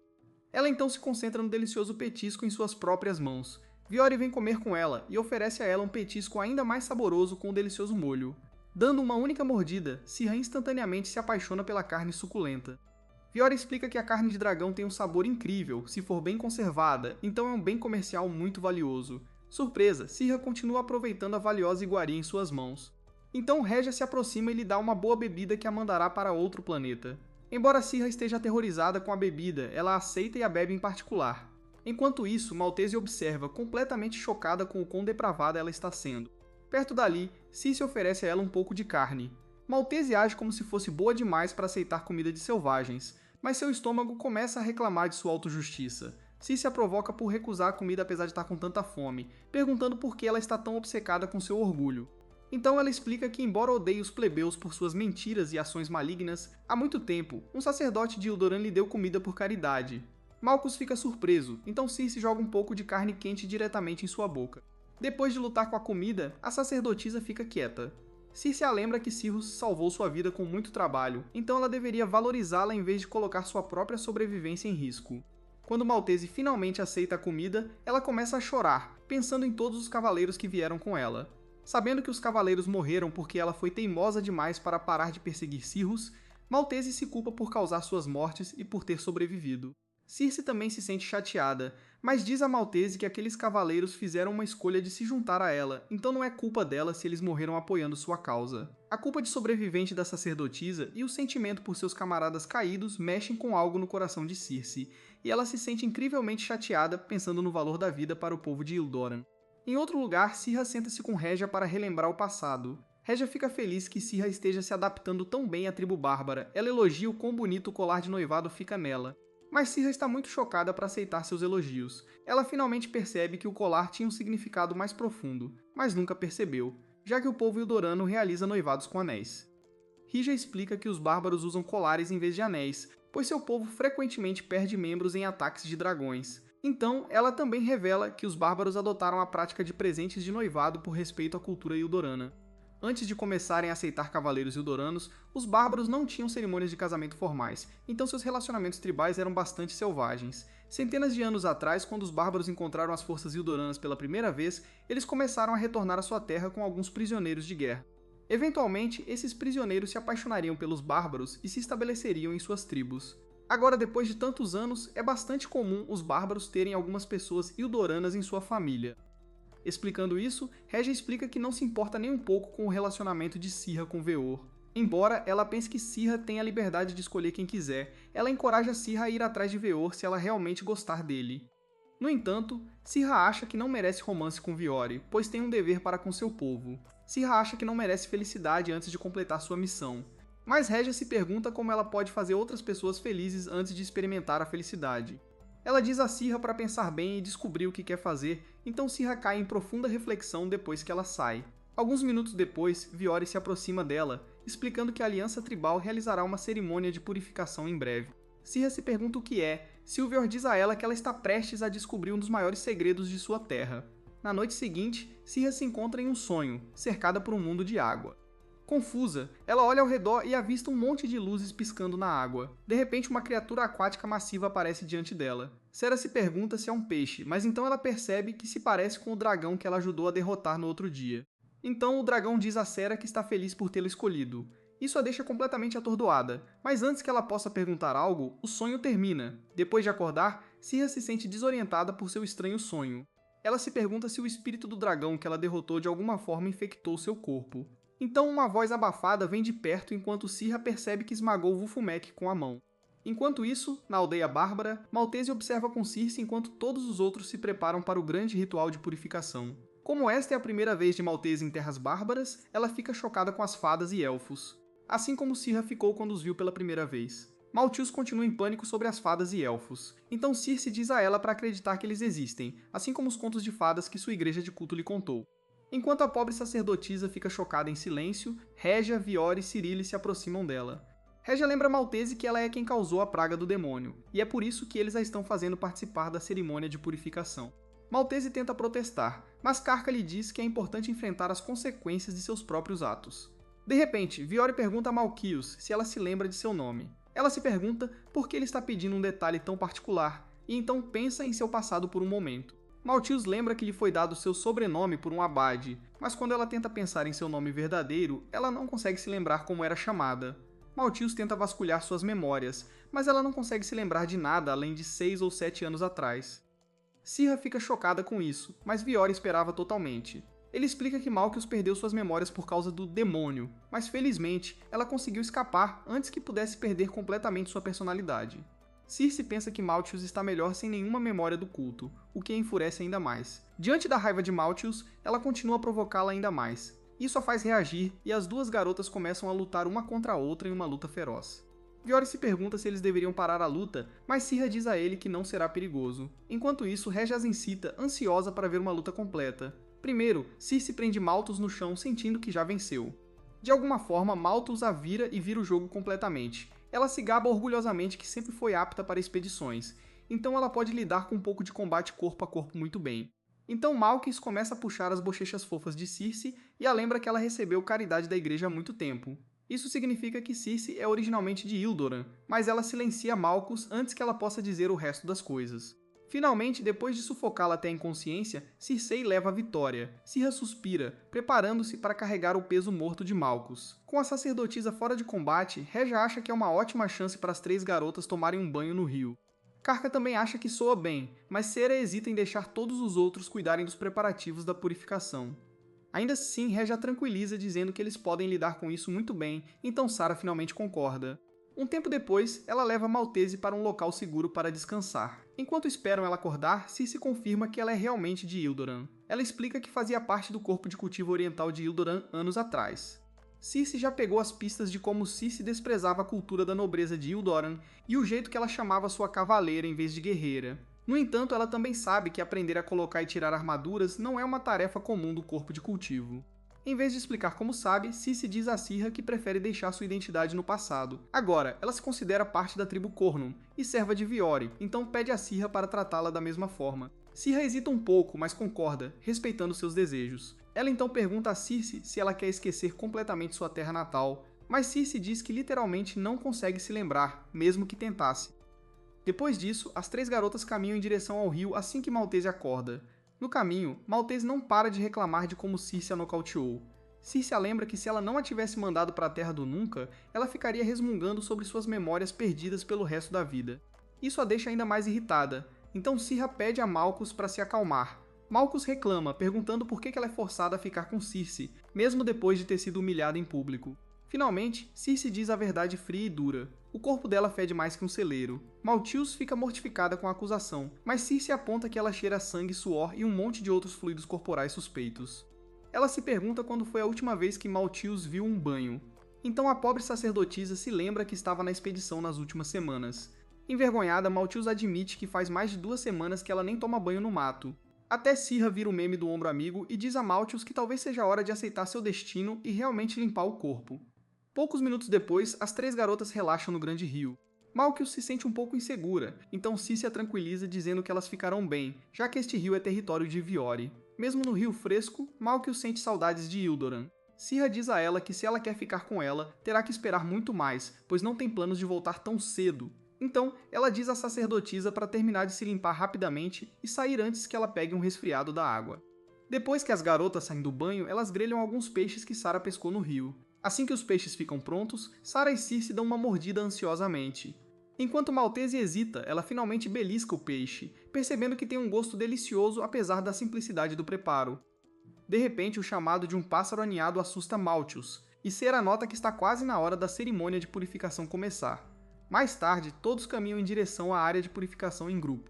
No caminho, alguns anciãos conversam sobre as conquistas de Sera, felizes por ela ter destruído o demônio ainda em seu casulo. Circe se surpreende por ela ter virado assunto na cidade, então Vulfumec orgulhosamente diz a ela que foi tudo obra dela.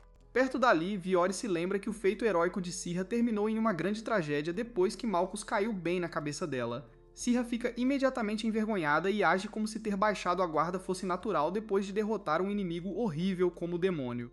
Viore ri, achando que ela está sendo razoável, enquanto Vulfumec diz a Circe que ela saiu espalhando a notícia enquanto ela estava inconsciente. Circe agradece a ela por todo o trabalho duro, mas Vulfumec aponta que ela não se sente cansada do trabalho. Viore explica que como as fadas são consideradas uma força da natureza, elas não sentem as coisas exatamente como outras criaturas. Ele também revela que fadas podem ter dificuldade em distinguir 2 pessoas, mas Vulfumec age como se pudesse lembrar facilmente de todas as pessoas que considera importantes. Continuando a discutir, todos finalmente chegam ao local da purificação. Uma vez lá, Bjorn nota que a terra está uma bagunça. Na frente de todos, uma grande área de terra árida se estende, coberta por poeira branca e sem vida. Malchus fica chocada com a aparência da terra, e ela raspa um pouco de poeira branca para observar de perto. Circe nota que esta é a área onde eles lutaram contra o demônio, então Viore diz a ela que esta poeira branca é outro efeito colateral da praga. Ele revela que enquanto as criaturas vivas têm força de vontade, as 4 forças da terra, vento, água e fogo, também têm sua própria forma de força de vontade. Viore explica que, enquanto a força de vontade de uma criatura viva desaparece completamente se for retirada, a força de vontade da Terra não morre completamente. Em vez disso, estagna e se corrompe, esquecendo o estado original da Terra e transformando-o em um deserto de poeira branca. Após essa explicação sombria, Viore diz a Circe que aprendeu tudo o que sabe com Karka. Karka diz que pode explicar as coisas um pouco mais, mas primeiro, ele pede para ver o livro de Maltius, que originalmente causou a praga. Viore entrega a ele a escritura maligna que ela usou, então Karka dá uma olhada. Enquanto Maltius fica furiosa, Circe a segura. Karka nota que o livro está cheio de magia que visa transformar a matéria em calor e luz para fins ofensivos. Ele acha que a magia é completamente inútil, mas Circe aponta que Malcius estava causando sérios danos com ela. Karka explica que, mesmo que os feitiços de Malcius produzissem forte poder ofensivo, sua raça élfica nunca usou magia para fins violentos. Ele então nota que já é meio-dia, então é hora de começar a cerimônia de purificação da Terra. Logo, todas as raças bárbaras começam a trazer alguns materiais estranhos. Circe observa maravilhada, então Karka explica que eles estão trazendo materiais representando os 4 elementos como catalisadores para sua purificação. Após reunir todos os materiais, os bárbaros farão uma oração, tentando fazer a Terra se lembrar de seu estado original. Logo, todos os materiais estão em seus lugares, dispostos em uma formação estranha. Karka sinaliza para Viore começar, então ele coloca o capacete. Ele então fica em frente ao núcleo da formação. Karka segura seu cajado e se concentra, começando a recitar o cântico de purificação. Embora Sirha não consiga entender suas palavras, ela observa enquanto todos os catalisadores respondem ao chamado de Karka e crescem em tamanho. Karka continua a cantar, aumentando a ferocidade dos catalisadores, enquanto Viore levanta sua espada e se prepara para atacar. No final, quando os catalisadores estão no auge de seu poder, Viore ruge e ataca o núcleo da formação com sua espada. Seu golpe envia uma grande onda de choque pela área, e Viore luta para segurar sua lâmina. Sirha observa chocada enquanto o chão sob sua lâmina se torna fértil novamente, e logo, todo o deserto branco é purificado de seu destino sombrio. Após completar a cerimônia, Viore se vira para ver se Sirha gostou. No entanto, ele a encontra chorando por algum motivo, incapaz de controlar suas lágrimas. Depois, todos os bárbaros passam o dia replantando mudas na terra fresca. Sirha se surpreende que, após o grande ritual de purificação, todos estejam trabalhando juntos como se fosse uma simples viagem. Viore pergunta a Sirha o que ela está pensando, então ela explica que está surpresa com a simplicidade do trabalho. Ele acha que florestas são salvas com nada além de trabalho simples. No entanto, Viore também aponta que se eles não realizarem este trabalho simples com grande cuidado, isso causará imensos problemas para suas futuras gerações. Viore acha que uma pessoa não deve focar apenas no presente, pois isso pode facilmente fazê-la perder de vista o que o futuro reserva. Ele explica que um demônio é um reflexo da ganância de uma pessoa egocêntrica, enquanto Karka intervém e revela que Malcius desencadeou um demônio ao drenar a força de vontade da Terra para seus feitiços. Em resposta, a Terra usou esse demônio para drenar suas memórias e personalidade. Sirha fica chocada com a maldade do demônio, mas Karka diz a ela que Malcius tem sorte de ter escapado com apenas alguma perda de memória de longo prazo. Ele observa que, geralmente, vítimas de um demônio não sobrevivem ao ataque, então acabam perdendo toda sua personalidade e senso de si. Felizmente, Malcius foi salva depois de perder apenas um pouco de suas memórias, então ela pode ser considerada uma pessoa purificada. Enquanto isso, enquanto Malcius trabalha para replantar algumas mudas, Circe diz a ela que seu nome é um nome comum dado a todos os órfãos criados por um dos ramos da igreja. Ela diz que é melhor abandonar esse nome e seguir em frente, então Malcius entra em reflexão. Depois disso, Sirha senta perto da nova floresta com Viore, pensando em quão terrível é a praga. Ela diz a Viore que depois de ver os costumes dos bárbaros e sua conexão com a natureza, ela finalmente entende que tipo de pessoas eles são. Viore concorda silenciosamente, ouvindo seriamente suas visões mudadas. Alguns dias depois, Sirha e Regia treinam juntas para relembrar os velhos tempos. Regia elogia as habilidades de Sirha, que ainda a respeita como sua cavaleira sênior. Enquanto as duas trocam golpes, a luta parece estar equilibrada. Observando-as treinar, Malcius acha incrível que Sirha consiga se igualar à lendária cavaleira Régia. No entanto, Circe aponta que Régia ainda não usou toda a sua força com espadas duplas. De fato, quando Régia começa a se esforçar mais, ela facilmente pega Cera de surpresa. Com um ataque carregado de força de vontade, ela força Cera para trás. Ainda assim, Cera continua lutando e derruba uma das espadas de Régia. No final, Régia usa um ataque surpresa jogando terra no rosto de Cera, o que a distrai o suficiente para ela vencer. Após a luta, Rija admite que Sirha provavelmente a derrotaria se ela não estivesse sendo educada por admiração. Sirha se pergunta por que ela recorreu a usar terra se sabia que a deixaria vencer de qualquer maneira. Rija explica que se ela ainda fosse uma cavaleira pura, teria lutado com todas as táticas honrosas de uma nobre. No entanto, ela aponta que nas terras bárbaras, Cera enfrentará todos os tipos de monstros estranhos, então ela precisa estar preparada para ataques de terra ou outras táticas baratas no campo de batalha. A explicação de Régia lembra Cera de uma história. Na época em que Régia ainda era cavaleira, ela fingiu ser uma garota comum e foi sequestrada por um bando de bandidos. Depois que os bandidos a levaram para a base deles, Régia finalmente mostrou suas verdadeiras cores e os massacrou. Na realidade, Régia sempre foi de espírito livre, e Cera ganha ainda mais respeito por ela. Então Régia percebe que sujou seu colar de noivado com seu ataque. Ela diz a Cera para lavá-lo, mas a pobre garota nem sabe se o colar pode ser removido. Régia aponta que não há como terem feito algo sem essa função, e explica que o colar requer um surto de força de vontade para ser retirado. Ela explica a Cira que ela precisa usar sua força de vontade para desejar que o colar saia. Cira obedece e tenta, e quando ela injeta sua força de vontade no colar, ele sai facilmente. Régia explica que como Sara nunca quis que o colar saísse antes, ele permaneceu em seu pescoço. Mas ela não percebe o que isso significa sobre seus sentimentos por Viore. Alguns minutos depois, Sara lava o colar e tenta colocá-lo de volta. Infelizmente, quando ela usa sua força de vontade para recolocá-lo, não funciona. Sirha devolve o colar para Rízia, que diz que há um pequeno ritual necessário para recolocar um colar de noivado. Ela afirma que Sirha precisa se esgueirar atrás da pessoa com quem está noiva e derramar um pouco de água sobre o corpo dela, então ela deve sussurrar em seu ouvido e pedir sua identidade. Se a pessoa disser o nome dela, Sirha pode facilmente recolocar o colar em si mesma. Se observa, confusa, enquanto Régia engana Sirha fazendo-a acreditar que ela tem que realizar algum tipo de ritual em Vior apenas para usar seu colar novamente. Sirha não acredita que essa sequência estranha de passos ajudará a colocá-lo, mas Regia a tranquiliza, dizendo que se ela seguir seu ritual, ela acabará usando o colar novamente. Finalmente, Sirha sai, determinada a ter sucesso em sua missão. Circe se pergunta por que Regia contou tantas mentiras, mas Regia aponta que ela nunca afirmou diretamente que o ritual era para recolocar o colar. Em vez disso, ela espera que, se Sera se aproximar de Viore, os dois possam avançar em seu relacionamento. Circe entende por que ela está tentando, mas acha que Regia está sendo irracional ao se intrometer no relacionamento deles. Enquanto isso, Sirha se prepara para jogar um balde inteiro de água em Viore sem ser vista. Enquanto o pobre homem está cuidando de alguns negócios com Yufa, o filho dela aponta atrás deles. Nenhum dos adultos sabe para onde ele está apontando. Então, quando eles olham para trás, Sirha se assusta e derruba o balde inteiro na cabeça de Viore. Em vez de dar uma explicação, ela simplesmente foge e se lembra de pedir desculpas depois. Depois, Sirha pergunta a Circe sobre a rotina de Viore. Como ela quer pegá-lo de surpresa, decide que o melhor é se esconder em uma emboscada para ele. Circe conta a rotina dele e a manda sair, após o que o próprio Viore vem vê-la. Viore pede a ela por Sirha, então ela diz a ele que ela acabou de sair. Ele começa a sair para procurá-la, mas Regia o impede, exigindo saber como está o relacionamento dele com Sirha. Regia diz a Viore que se ele quer se aproximar de Sirha, ele deve surpreendê-la com um presente. Viore se pergunta que presente seria bom para sua noiva, então Regia pensa sobre isso. Então ela diz a ele que ele deveria comprar comida deliciosa para ela, mas apenas um prato que não é visto comumente. Ela acha que seria um excelente presente para Sirha, então Viore acena com a cabeça e se levanta para sair. Depois, Circe diz a Sirha que Viore foi regar as mudas na área de purificação. Com seu alvo adquirido, Sirha se prepara para ir em sua missão novamente. Antes de sair, ela anuncia orgulhosamente a Malcus que está embarcando em sua jornada, o que só causa confusão para a pobre sacerdotisa. Enquanto isso, Viore olha ao redor na área de purificação. Notando que as mudas estão crescendo bem, Sirha tenta atacá-lo de uma árvore, mas ele rapidamente percebe sua presença e ela se esconde atrás da árvore. Perguntando-se como ela conseguirá se aproximar dele pelas costas se ele continuar a detectá-la, Viore pergunta a Sirha o que ela está fazendo, mas ela se assusta e foge. Sirha se recusa a desistir ainda. Ela tenta ser mais ofensiva e se aproxima sorrateiramente de Viore, disfarçada com um chapéu estranho.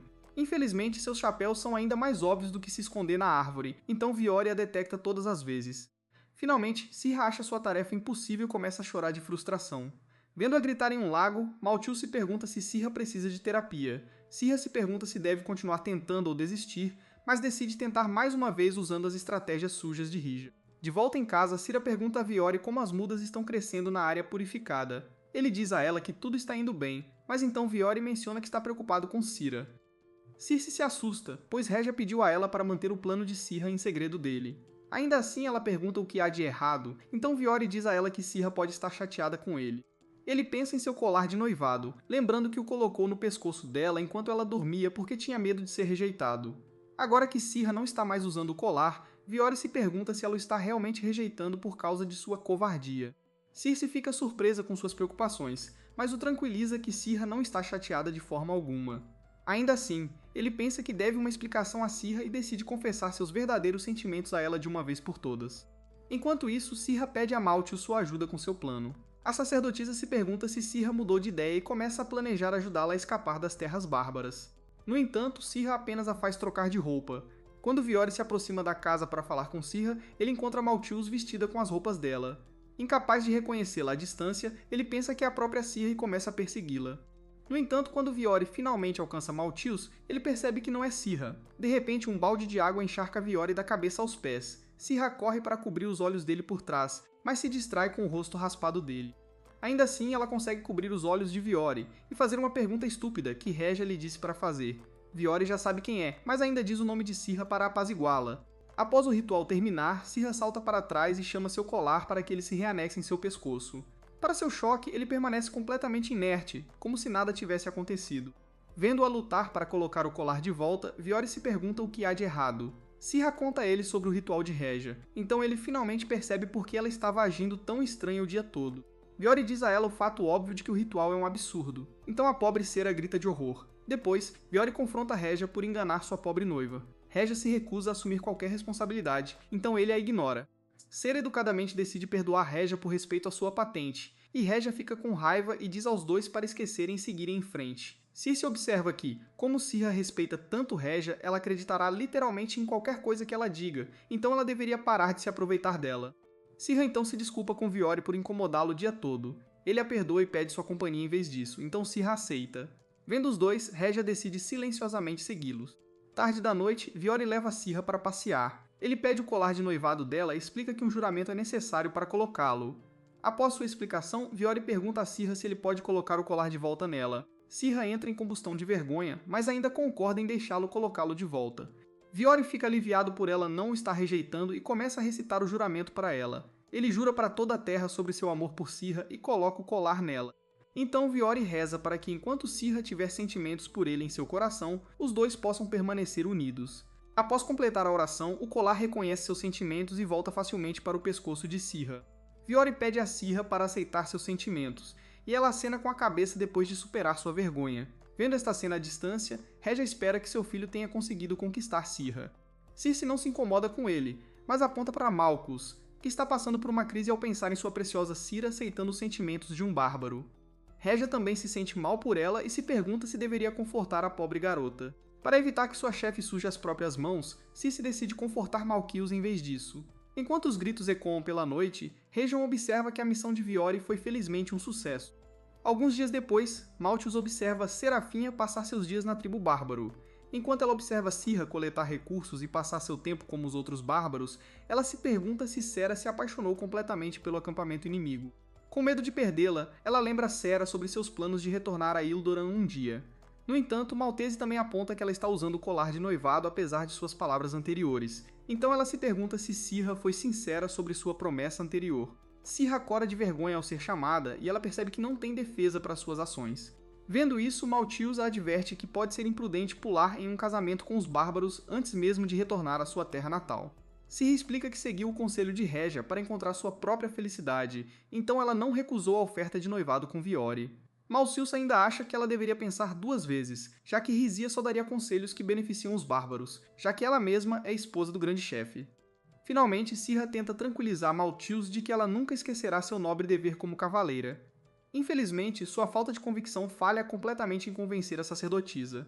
Maltese aponta que ela está sendo mais indecisa do que uma criança, então Cirra diz a ela que está tentando muito tomar uma decisão. Infelizmente, como ela só conheceu espadas e guerra, ela não tem ideia de que tipo de felicidade existe fora dessas coisas. Embora Maltese sinta pena do estado lamentável de Cirra, ela se pergunta como uma cavaleira tão forte, como ela poderia se tornar uma donzela corada tão facilmente. Cirra explica que ela nunca foi uma pessoa tão forte. Em vez disso, ela apenas pensou que estava cumprindo seu dever como nobre que tinha talento para a guerra. Naquela época, ela não sentia outro propósito na vida, então ela caiu em uma obsessão pela guerra. Cirra sabe que pode ter parecido uma cavaleira altruísta para outras pessoas, mas na realidade ela era apenas uma nerd obcecada. No entanto, depois de vir para as terras bárbaras, ela descobriu que nenhuma das pessoas lá se importava com seu status de capitã de cavalaria. Para eles, ela era apenas mais uma daquelas invasoras do oeste que invadiam suas terras ocasionalmente. Depois de ver a atitude despreocupada e perdoadora dos bárbaros, Cirra começou a se perguntar se era certo para ela lutar contra eles, mesmo que fosse pelo bem de seu povo. Embora ela não se arrependa de suas ações como cavaleira no passado, ela não sabe para onde ir no futuro depois de aprender tantas coisas novas. Malk se pergunta se ela vai abandonar Ildoran, então Cirra pensa em sua terra natal. Após tantas expedições ao leste, o reino de Ildoran ganhou algumas terras ao longo do tempo. No entanto, isso também veio ao custo de muitos guerreiros como ela. Então Cirra se pergunta se os pequenos ganhos valeram a pena. Ela sabe que não é uma decisão fácil escolher sua terra natal em vez de um lugar onde ela possa ser verdadeiramente feliz. Mas ela terá que fazer uma escolha entre os dois eventualmente. Logo, Circe também aparece, dizendo que Cirra está estragando o clima. Ela diz a ela para esquecer o passado, mas Cirra se recusa, pois sente que deve aos bárbaros por perdoar suas ações. Ouvindo isso, Circe aponta que ela deveria parar de agir tão indecisa. Ela lembra Cirra que, apesar de suas palavras sobre seus deveres para com o povo de Ildoran, ela ainda está usando um colar de noivado da tribo bárbara por livre e espontânea vontade. Em sua mente, a escolha de Cirra é óbvia, então ela deveria parar de fingir estar em conflito. Então, o estômago faminto de Circe ronca, então todos saem para comer. Enquanto come, Sera pensa em toda a comida que as terras bárbaras têm. Ela percebe que a fonte de toda essa comida abundante são os perigosos bosques que cercam as terras bárbaras. Embora os bosques abriguem dragões perigosos, mesmo um único dragão pode alimentar centenas de pessoas após uma caçada bem-sucedida, os bárbaros poderiam ter escolhido cultivar a terra para a agricultura. Mas então, eles teriam afastado os dragões de seu habitat. A longo prazo, isso só faria com que perdessem sua principal fonte de alimento. Sera pensa no reino de Ildoran também, que conseguiu reivindicar algumas terras dos bárbaros. Mesmo com a terra extra, seu reino continua desnutrido de alguma forma. Sirha se pergunta se os Ildorans apenas desperdiçam sua comida extra, mas Veor interrompe seus pensamentos. Ele a lembra que ela mordeu mais do que pode mastigar em seus pensamentos. Então ela luta para engolir sua comida. Então ele se pergunta se ela ainda está pensando nas coisas que discutiram antes. Sirha balança a cabeça, explicando que estava pensando nas expedições do reino de Ildoran. Embora o reino sempre afirme que está invadindo terras estrangeiras para obter recursos para seu povo, Sera não acha que eles sejam tão justos assim. No entanto, ela se pergunta como dizer isso ao seu próprio povo, imaginando se eles se sentirão traídos por suas palavras. Notando sua confusão, Veor a convida para uma conversa fora de casa. Mais tarde, ambos saem para conversar sobre o céu noturno. Sirha pensa em tudo o que aconteceu e se pergunta qual caminho ela deveria seguir. Diante de tantas escolhas, Veor diz a ela para usar a imaginação, o que surpreende Sirha. Embora ela não esperasse uma resposta tão impraticável, ele a lembra que às vezes é bom pensar profundamente nas coisas. Veor também revela que as fadas podem até realizar seus próprios desejos apenas querendo-os. Como o poder dos desejos pode ser tão forte, ele acha que Sirha também deveria se concentrar no que ela quer em vez de ficar confusa com dúvidas. Ela aceita o conselho dele e pensa nas coisas, imaginando o que aconteceria se ela voltasse para Ildoran com uma descoberta bem-sucedida. Enquanto Sirha pensa em derrotar os bárbaros, ela percebe que acabará em uma jaula depois de perder seu emprego como cavaleira.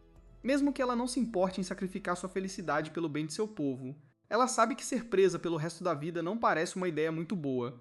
Então ela se pergunta o que aconteceria se ela deixasse Ildoran e se casasse com Viora em vez disso. Sirha pensa na vida pacífica nas terras bárbaras, cheia de comida e um espírito despreocupado. No final ela percebe que, apesar de sua pouca idade, Viora é extremamente talentoso. Como ele também é o futuro grande chefe, seu status corresponde ao dela como nobre. Então Sirha começa a pensar que Viora é realmente adequado para ela. Ela se pergunta como seria se tornar sua esposa e ter filhos com ele, mas finalmente ela impede sua mente de divagar demais. No fim, Sirha percebe que ainda não tem motivos suficientes para tomar uma decisão final. Notando o comportamento confuso dela, Viora fica feliz. Ele pensa que como Sirha ficou dividida entre o reino dela e o casamento com ele, isso significa que ela tem sentimentos genuínos por ele que está considerando. Sirha fica chateada, apontando que foi ele quem disse para ela tomar uma decisão, mas agora ele está feliz que ela está lutando. Então, Viora diz para Sirha fazer uma viagem com ele para que ela possa aprender ainda mais sobre o mundo deles antes de tomar a decisão. Enquanto isso, de volta ao reino Ildorano, um mensageiro retorna ao príncipe Sidious de uma expedição fracassada. Depois que ele entra no quarto do príncipe, Sidious elogia o mensageiro por voltar vivo da missão. No entanto, ele também sabe que o mensageiro traz más notícias, já que toda a expedição foi um fracasso. Sidious se pergunta se Serafina caiu no campo de batalha, mas o mensageiro nega. Ele explica que os restos mortais de Sirha nunca foram encontrados, então ela provavelmente foi capturada pelos bárbaros. Sidious pensa que o destino dela é o mesmo que morrer, mas ele se pergunta o que aconteceu com o resto das forças de Sirha. O mensageiro revela que, como Sera assumiu a responsabilidade de enfrentar os bárbaros sozinha, o resto das forças de Ildoran conseguiu retornar com apenas perdas leves. Sidious pensa sobre isso, imaginando se Sera se sacrificou para que Ildoran pudesse continuar lutando contra os bárbaros. No entanto, ele acha que seus esforços foram em vão, já que é muito mais fácil falar do que fazer conquistar as terras do leste com apenas mais uma expedição. De volta à tribo bárbaro, Sirha se pergunta para onde Veor planeja levá-la. Ela pensa nas terras élficas, que ela imagina serem uma cidade elegante. Sirha também se pergunta se eles visitarão o domínio natural das fadas ou os excêntricos habitantes da estranha raça Dríade.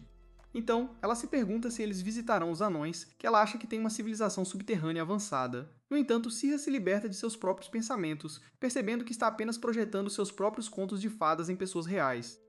De repente, Viora aparece do nada. Ele revela que os anões realmente têm uma cidade subterrânea, muito parecida com a imaginação dela. Viora também explica que os bárbaros têm algo muito mais mágico do que tecnologia avançada, que é chamado de fontes termais.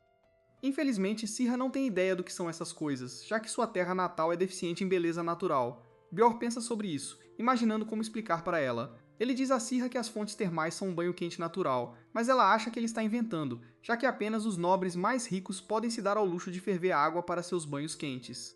Viora ainda diz a ela que as fontes termais são reais, e a água vem quente de graça, pois é aquecida por minerais subterrâneos. Ouvindo isso, Sirha quase enlouquece. Ela pensa nos bárbaros que têm comida quase infinita. E agora ela está descobrindo que esses anões têm mitril infinito e água quente natural gratuita. Enquanto Sirha se pergunta por que todas as tribos bárbaras são tão ricas. Até Melkis percebe o quão ótimo pode ser um banho quente natural. De volta a Ildoran, a pobre sacerdotisa só conseguiu água fria do rio para se banhar, então ela espera experimentar um banho quente e luxuoso nessas novas terras. No entanto, Circe diz a ela que os bárbaros também não estão vivendo em um conto de fadas. Embora as capitais e centros populacionais de suas terras tenham recursos abundantes, ela explica que suas cidades e vilarejos nos arredores são tão desolados quanto Ildoran. Malkiel se pergunta o que acontece com esses vilarejos, então Circe diz a ela que, se um vilarejo for fraco demais para se defender dos dragões ao redor, todas as suas pessoas se transformam em comida de dragão. Malkiel fica chocado que ela esteja tratando isso com tanta naturalidade, mas Circe a lembra que o mundo sempre segue a lei da selva de uma forma ou de outra. Perto dali, Sura grita de surpresa ao saber que os anões estão fazendo um capacete especial de Mithril para ela. Ela acha que não há como ela pagar por um item tão caro, mas Viori explica que ela recebeu uma grande recompensa por matar o enorme dragão mais cedo. Além disso, ele revela que adicionou sua própria parte, juntamente com a porção que Cirra obteve ao derrotar o demônio, para que eles possam pagar facilmente pelo capacete personalizado. Finalmente, Cirra está convencida, e ela fica animada como uma criancinha para receber seu amado capacete. Ela pergunta a Viori quando o capacete estará pronto, então ele diz a todos para cobrirem os ouvidos por um momento. De repente, Viori ruge com sua voz trovejante e chama por Vulfumec. Alguns segundos depois, Vulfumec chega ao chamado de Vior. Ela pergunta se ele tem uma mensagem para ela, então ele acena com a cabeça e diz para ela perguntar ao chefe anão sobre o status do capacete de Cirra. Vulfumec acena com a cabeça e sai, surpreendendo Cirra com suas habilidades. Viori explica que ela é uma fada do vento, então ela pode aparecer em qualquer lugar onde haja vento, embora qualquer um possa chamar uma fada do vento com a técnica certa. No momento, apenas Viori e seu pai conseguem fazer isso com sucesso. Ouvindo isso, Cirra se pergunta se Viori está encarregado de gerenciar os assuntos internos de todas as tribos como filho do grande chefe. Ele acena com a cabeça, reclamando de todas as negociações, divisões de recursos e outros conflitos que ele tem que lidar. No final, Viori não se importa em ser um homem ocupado, já que ele está apenas tentando fazer o seu melhor em vez de fazer tudo perfeitamente. Cirra sorri, pensando que, apesar de viver em uma terra natal primitiva, Viori é um nobre importante como ela. Viori se pergunta se ela está se apaixonando por ele, então Cirra fica envergonhada. Felizmente, Vulfumec retorna com sua mensagem bem a tempo. Ela explica que o capacete estará pronto em um dia, então Cirra e Vior começam a se preparar para partir. No dia seguinte, Cirra sai de casa em sua armadura completa. Ela se pergunta por que eles estão saindo em equipamento completo. Então Vior explica que os Dragões ocupam toda a terra fora de suas cidades. No entanto, Cirra está mais preocupada em como chegar ao Reino Anão a tempo, já que eles vivem em uma grande montanha bem longe de sua cidade. Veor explica que ele tem uma técnica especial para isso, então ele corta o polegar e invoca o espírito de seus ancestrais bárbaros. De repente, uma luz brilhante aparece, e ela se condensa em forma de dragão enquanto Viori derrama seu respeito pela raça de dragão nela. Assim que o dragão se forma completamente, Viori parte com as damas a reboque. Voando no ar, Viori olha para trás, notando quão animada Cirra está. Ambos apreciam a beleza, mas então, Viori nota uma luz brilhante à distância.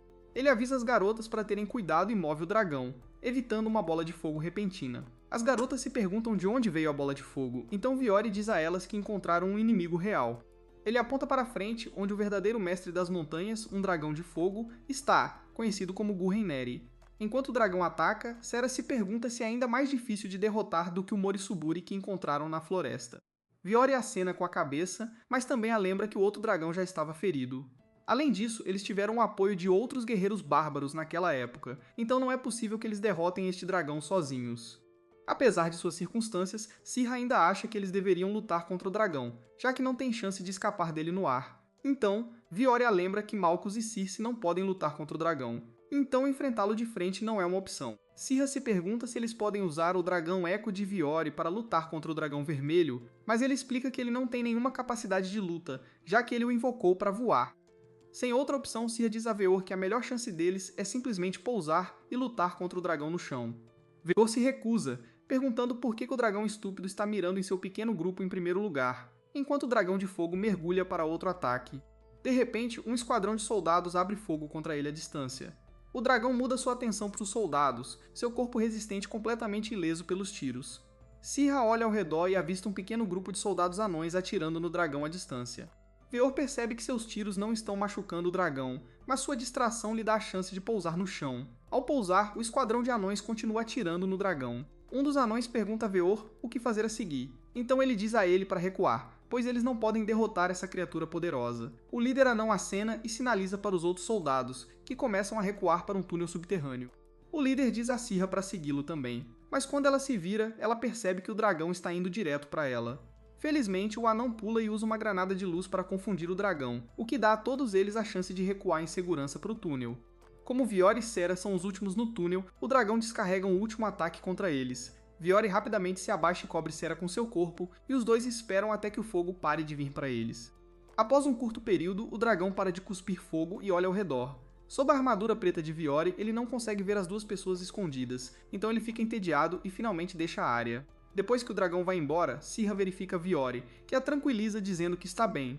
Então Maltius e os outros voltam para se reunir com os dois. Depois disso, os soldados anões começam a liderar o grupo mais fundo nos túneis, onde seu reino reside. Sirra pergunta a Veor se é normal dragões atacarem viajantes aleatórios, mas ele admite que este ataque foi muito inesperado. O líder anão aponta que dragões são monstros, afinal, então é normal que um deles saia em fúria de vez em quando. Então ela diz a todos para olharem para a cidade à frente, apontando para uma área aberta gigante cheia de estruturas metálicas. Enquanto Sirra e Malchus observam maravilhados, o anão orgulhosamente os apresenta a sua terra natal, a Furnace Ridge. Sera olha ao redor maravilhada, chocada que os anões possam perfurar um buraco tão massivo no vulcão. Ela elogia sua tecnologia incrível, o que faz o capitão anão corar de vergonha. Então o líder se apresenta como Kimaki. Sera retorna a saudação de Kamaki, tratando-o como homem, o que o faz franzir a testa. Então Kamaki diz aos seus outros soldados que ele mostrará os convidados à cidade. Os outros anões ficam com ciúmes, mas eventualmente cedem à exigência de Kamaki. Então Kamaki leva todos para uma escada. Ao descer, Sera nota um cheiro estranho no ar. Viola explica que é enxofre, então ela pensa em uma revista militar que leu. No entanto, Sera ainda não faz a conexão. Depois que eles chegam ao fim da escada, Kimaki orgulhosamente lhes mostra uma cachoeira gigante. Ele explica que esta água é a fonte de suas fontes termais naturais, o que deixa Sera e Maltius em choque. Sera olha para a água, notando quão quente ela está. Então Kimaki começa a levar as mulheres para o vestiário, então Sera percebe que elas precisam deixar Viori para trás. Uma vez que estão no vestiário, tanto Maltese quanto Circe pedem a Sera para remover sua armadura. Ela acena com a cabeça, então eles começam a tirá-la de seu corpo. No entanto, Sera pega Kimaki olhando intensamente para ela, então ela se pergunta se ele é um completo pervertido. Sera aponta isso para Kimaki, que entra em pânico e explica que não estava olhando para o corpo dela. Então, ele tira sua máscara para mostrar seu rosto real. Kimaki espera que a máscara esclareça o mal-entendido, mas Maltius e Sera estão muito confusos para entender. Então ela finalmente explica que ele é na verdade uma garota. Mas como os anões são tão pequenos, ela parece apenas um garotinho. Kimaki revela que ela tem 55 anos, mas em termos humanos ela tem apenas 20 anos. Sera também se desculpa com Kimaki por se referir a ela pelo gênero errado, explicando que ela pensava que todos os anões eram homens peludos e barbudos. Ouvindo isso, Kimaki mostra o cachecol em volta do pescoço, que é a fonte desse estereótipo. Ela explica que os anões geralmente usam cachecóis para se proteger do calor e da poeira, mas os forasteiros criaram alguns mitos bobos com isso. Circe então começa a provocar Sirra por ficar tão chocada. Sabendo que essa situação exata era inevitável, Sirra fica com raiva dela por manter isso em segredo. Enquanto Malcius se pergunta por que Kimaki estava olhando para o corpo de Sirra. Kimaki explica que ela estava na verdade olhando para a armadura de Sera. Como ela adoraria trabalhar em uma peça tão de alta tecnologia, ela pergunta a Sera se ela pode fazer algumas modificações em sua armadura, então Sera acena com a cabeça e se oferece para pagar por seu trabalho. No entanto, Kimaki recusa instantaneamente o pagamento, dizendo que um anão nunca aceitaria dinheiro de um convidado. Sera insiste em pagar a ela, mas Kamaki diz a ela que os anões são muito apaixonados pelos ofícios que amam, então ela não aceitará pagamento por seu trabalho. Finalmente, ela concorda em deixá-la ter a armadura, então Kimaki chama o resto de seus irmãos. Do nada, os outros anões aparecem, animados para trabalhar com tecnologia legal, e eles saem correndo da sala com a armadura de Sera. Depois, as garotas saem para entrar na fonte termal. Enquanto admira a água natural, Sera nota que ela tem uma cor turva. Kimaki explica que a cor vem do enxofre. Mas na verdade, é algo bom. Ela continua revelando todos os benefícios para a saúde de um banho de enxofre. Então todas as garotas finalmente entram no banho, apesar das preocupações. Depois que Sirra sente a temperatura da água, ela relaxa imediatamente. Circe diz que veio com Régia da última vez que curtiu uma fonte termal, então Circa se lembra da mulher fogosa. Ela se pergunta se Régia também consegue invocar um dragão eco como Veor, então Cirkei concorda com a cabeça. Cirkei se pergunta como ela pode invocar seu próprio dragão eco, então Cirkei explica que terá que derrotar um dragão sozinha para ganhar o direito de invocá-lo. No entanto, ela a adverte para parar de pensar em ideias tão perigosas, já que até os guerreiros mais ferozes acham difícil enfrentar um dragão sozinhos. Por enquanto, Sara desiste de suas fantasias de provar sua força para um dragão e, em vez disso, olha para o teto, encontrando uma bela camada que se parece com o céu noturno. Então Kimaki explica que na verdade é uma camada de Mithril. Ouvindo isso, Sera fica chocada ao saber que o metal precioso é tão comum no vulcão. Kimaki explica que o Mithril é nutrido pela força de vontade do vulcão. Como os bárbaros ajudam o vulcão a se desenvolver, isso permite que eles se beneficiem do Mithril que ele produz. Então, Kimaki aponta para uma rocha próxima, que também contém Mithril. Ela diz a Sera que, ao injetar um pouco de sua própria força de vontade na rocha, ela pode fazê-la brilhar. Sera rapidamente caminha até a rocha e injeta um pouco de sua força de vontade nela, o que a faz experimentar um estranho despertar. À medida que a rocha responde à sua força de vontade, padrões estranhos aparecem em sua superfície. Essa experiência faz com que Sara veja a imagem de um dragão e sinta um intenso anseio por algo. Sentindo que algo estava errado, ela rapidamente recua, perguntando-se o que era aquela imagem. Ela então se pergunta como pode compartilhar os sentimentos do dragão, apesar de nunca ter visto o mundo da perspectiva dele. Ao sair do banho, Cirra encontra Veor. Ela pergunta onde foi a armadura dele e descobre que os anões a levaram, assim como fizeram com a dela. Então Viore pergunta a ela onde Malthus está. Ela explica que ficou superaquecida com o banho. Depois disso, todos começam a sair do banho em direção à cidade principal. Enquanto caminha atrás de Veor, Sora nota uma grande marca em seu pescoço. Ela se pergunta se ele pegou a marca do ataque do dragão mais cedo e o elogia por sua incrível bravura. Veor fica envergonhado quando ela percebe, pensando que perdeu alguns pontos de aura ao expor sua fraqueza. Assim que todos entram na cidade principal, Kamaki os serve com um banquete de boas-vindas. Sera observa todos os pratos à sua frente, incluindo frutos do mar requintados e machai de batata. Ela descobre que os caranguejos realmente vivem nas fontes termais da tribo, o que lhes confere um aroma e sabor únicos. No entanto, ao continuar, ela também lhes apresenta um prato feito com carne de caracol. Maltil se sente enojada com os pratos com aparência francesa, mas não ousa ser rude com sua anfitriã. Depois de apresentar a todos a culinária anã, Kimaki serve algumas bebidas para eles. Cirra toma um gole da bebida e fica imediatamente chocada com seu tempero ardente. Viore lhe dá um pouco de carne de caranguejo para o tempero, então ela come feliz. Ele então começa a alimentá-la com o resto da comida, então Cirra continua comendo como uma máquina.